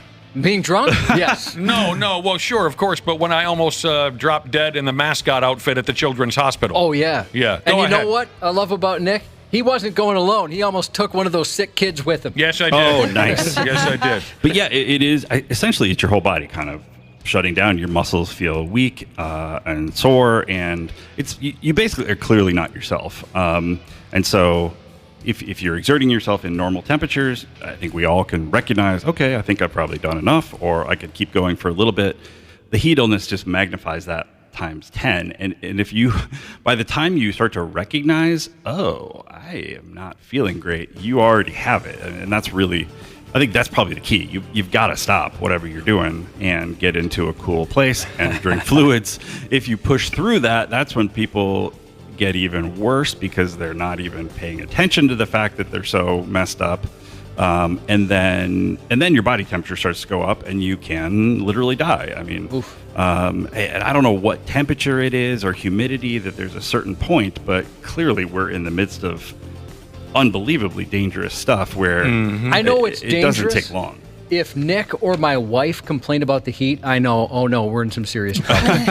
I had heat exhaustion not too long ago, Dr. P, and I was told like the huge mistake I made was that I drank water like nonstop. I was trying so hard to like rehydrate myself, and people were like, yeah, dude, don't do that, because I guess I like flushed out the good stuff I had left or something. They told me electrolytes would have been better. You do need water, but she flushed out the Jack Daniels. I need a little bit of that in my bloodstream at all times. Here's the scary part about heat-related illness is you have someone like Ashley who takes care of herself day in, day out, and she even once almost suffered from heat exhaustion. Hey, I've been killing it lately, actually. She's always taking 100% care of herself, and it can still happen. So yeah, drinking tons. I mean, you need water, but you also do need electrolytes if you're into heat illness. and once it's severe, you got to get to the hospital. And if you're at like the marathons or soccer tournaments this time of year or other things, they usually will have an ice bath ready for multiple people. An ice bath, really? Oh yeah, because if your temperature starts to go up, and I mean, this is one time where, as an adult, they take your rectal temperature because they actually need to know what temperature you are. Because if your temperature's going up, well, they take it if you request it. Do I need to run a marathon? If you walk in and just request it, I don't know. Actually, I would assume there's some sort of screening process. It's better if you have an appointment, but even if you don't, they got to dump you in an ice bath and bring your body temperature down like right now. Yes, it is. It's frightening. Unbelievable. Obviously we had our Vikings player that died. That's actually quite a while ago now, isn't it? Oh God, yes. 99, 2000, many years ago. Wow, yeah. But it happens all the time, and I think obviously youth sports are far more attentive to this stuff now. I don't know about college sports, pro sports. Presumably they don't push it. I played youth sports right at the time when Corey Stringer died, and let me tell you, there was a big change the following summers and seasons after that. Right, water breaks, they shorten the games, they might even cancel the games. Here's a listener that can confirm. He says, in the Marine Corps, you get the silver bullet, a.k.a. the anal probe, if you get heat exhaustion. Yeah, it's critical to know what your temperature is, and your mouth is just not... especially because you're probably trying to drink fluids, which changes the temperature of your mouth, and it's all very scary. Yep, it is scary. Try to take her easy. Yeah, and is it going to cool off for the fair? I hope it does. I think so. I mean, compared to what it is now, that could be dangerous. Drop down to about 98 or 99 for the fair. No problem. Yeah. No, it's supposed to get better. That's very valuable information, Dr. P. Yeah, great question. Timely question. Yes. Very timely. Thank you so much. I can't believe it's been 2 weeks already. I know. Can I make a little announcement? Please do. We'd love to have an announcement. Can't you tell that I'm so excited today, just in general? What's going on? Because I am going to go do a 2-day intensive training camp with my pickleball hero, Tyson McGuffin. That's awesome, man. Nick, I think you might even like this guy. He's got I'm over pickleball. No, you don't have to like pickleball to like him. He's got a sweet hockey mullet. He's got unbelievable amounts of tattoos. Yeah. And he's been called the most electrifying man in sports. Oh, I just looked him up. This dude's cool. He actually is cool. Was he voted most likely to get his high school girlfriend pregnant? Because he kind of has that look about him. And I think maybe he did. So one more time, this is your pickleball hero. And the two of them are you're going out of town together for the weekend or something? Right, yeah. We're going to go to Aruba and get married. No, I'm going to do a camp. Actually, I'm going to go visit my family in Ohio. Oh, will you knock it off? You're going to a pickleball camp? Well, sorry, it's just 2 days of intensive stuff. There's no camping. We know what you meant. Dr. P. Campfire. I know what it means to go to a sports-related camp, Dr. Yes, I am. Come on, you're not 11 anymore. You don't go to camps. I never got to go to camp when I was a kid. You're really obsessed with this, aren't you? I am. I actually honestly think if I put in some time over this next year, I could seriously be a senior pro. A really poor and bad senior pro. But I'm not kidding. So? I might really try. I'm looking at the prices. My God, I wish I had a doctorate. This is for the camps, yeah, it's not cheap. Are we talking real money here? Dr. P, I could hang with you a couple months ago and I'd played the game twice. What are you talking about? You're going to be a pro. Well, See you next time. Oh, Nick, you're so supportive. Thank you. No, we're excited for you. I'm concerned, is what I am. But since you are excited as well, you're going to learn more about the game from an all-timer. Yes, indeed. And I'm not going to quit my day job. Don't get the his tattoos are pretty. That is something. What if you come back all sleeved up like your hero, Tyson? I know. It's hard to get that done quick, though, isn't it? A sleeve? Yeah, I think it takes a You little can while. get it done in 2 days. You can start with some pickleball-themed tattoos. Just a big pickle on your forearm. Yeah, you're just gonna have fun watching him. He's a good-looking guy. Good luck to you. I mean, what if at camp he tells you, look, you ain't got much of a chance. There's no reason for you to continue to play the game. I think there's a good chance of that, actually. But I'm gonna hope that he'll wait till the end to lay that on me. Yeah. What if he picks on you in front of the other campers? Just like at camp. Strict. I only went to one overnight camp, and I got to tell you, you better have your mom write your name on your underwear. I didn't, and some kid stole my underwear. What? That's messed up. Dr. P, good luck. Hey, thanks. Thank you for helping. You're always very helpful in this segment, and we'll see you in a couple weeks. And a report, I guess, from your pickleball camp. Awesome. Thanks, dude. See you, bro. The 93X Half-Assed Morning Show.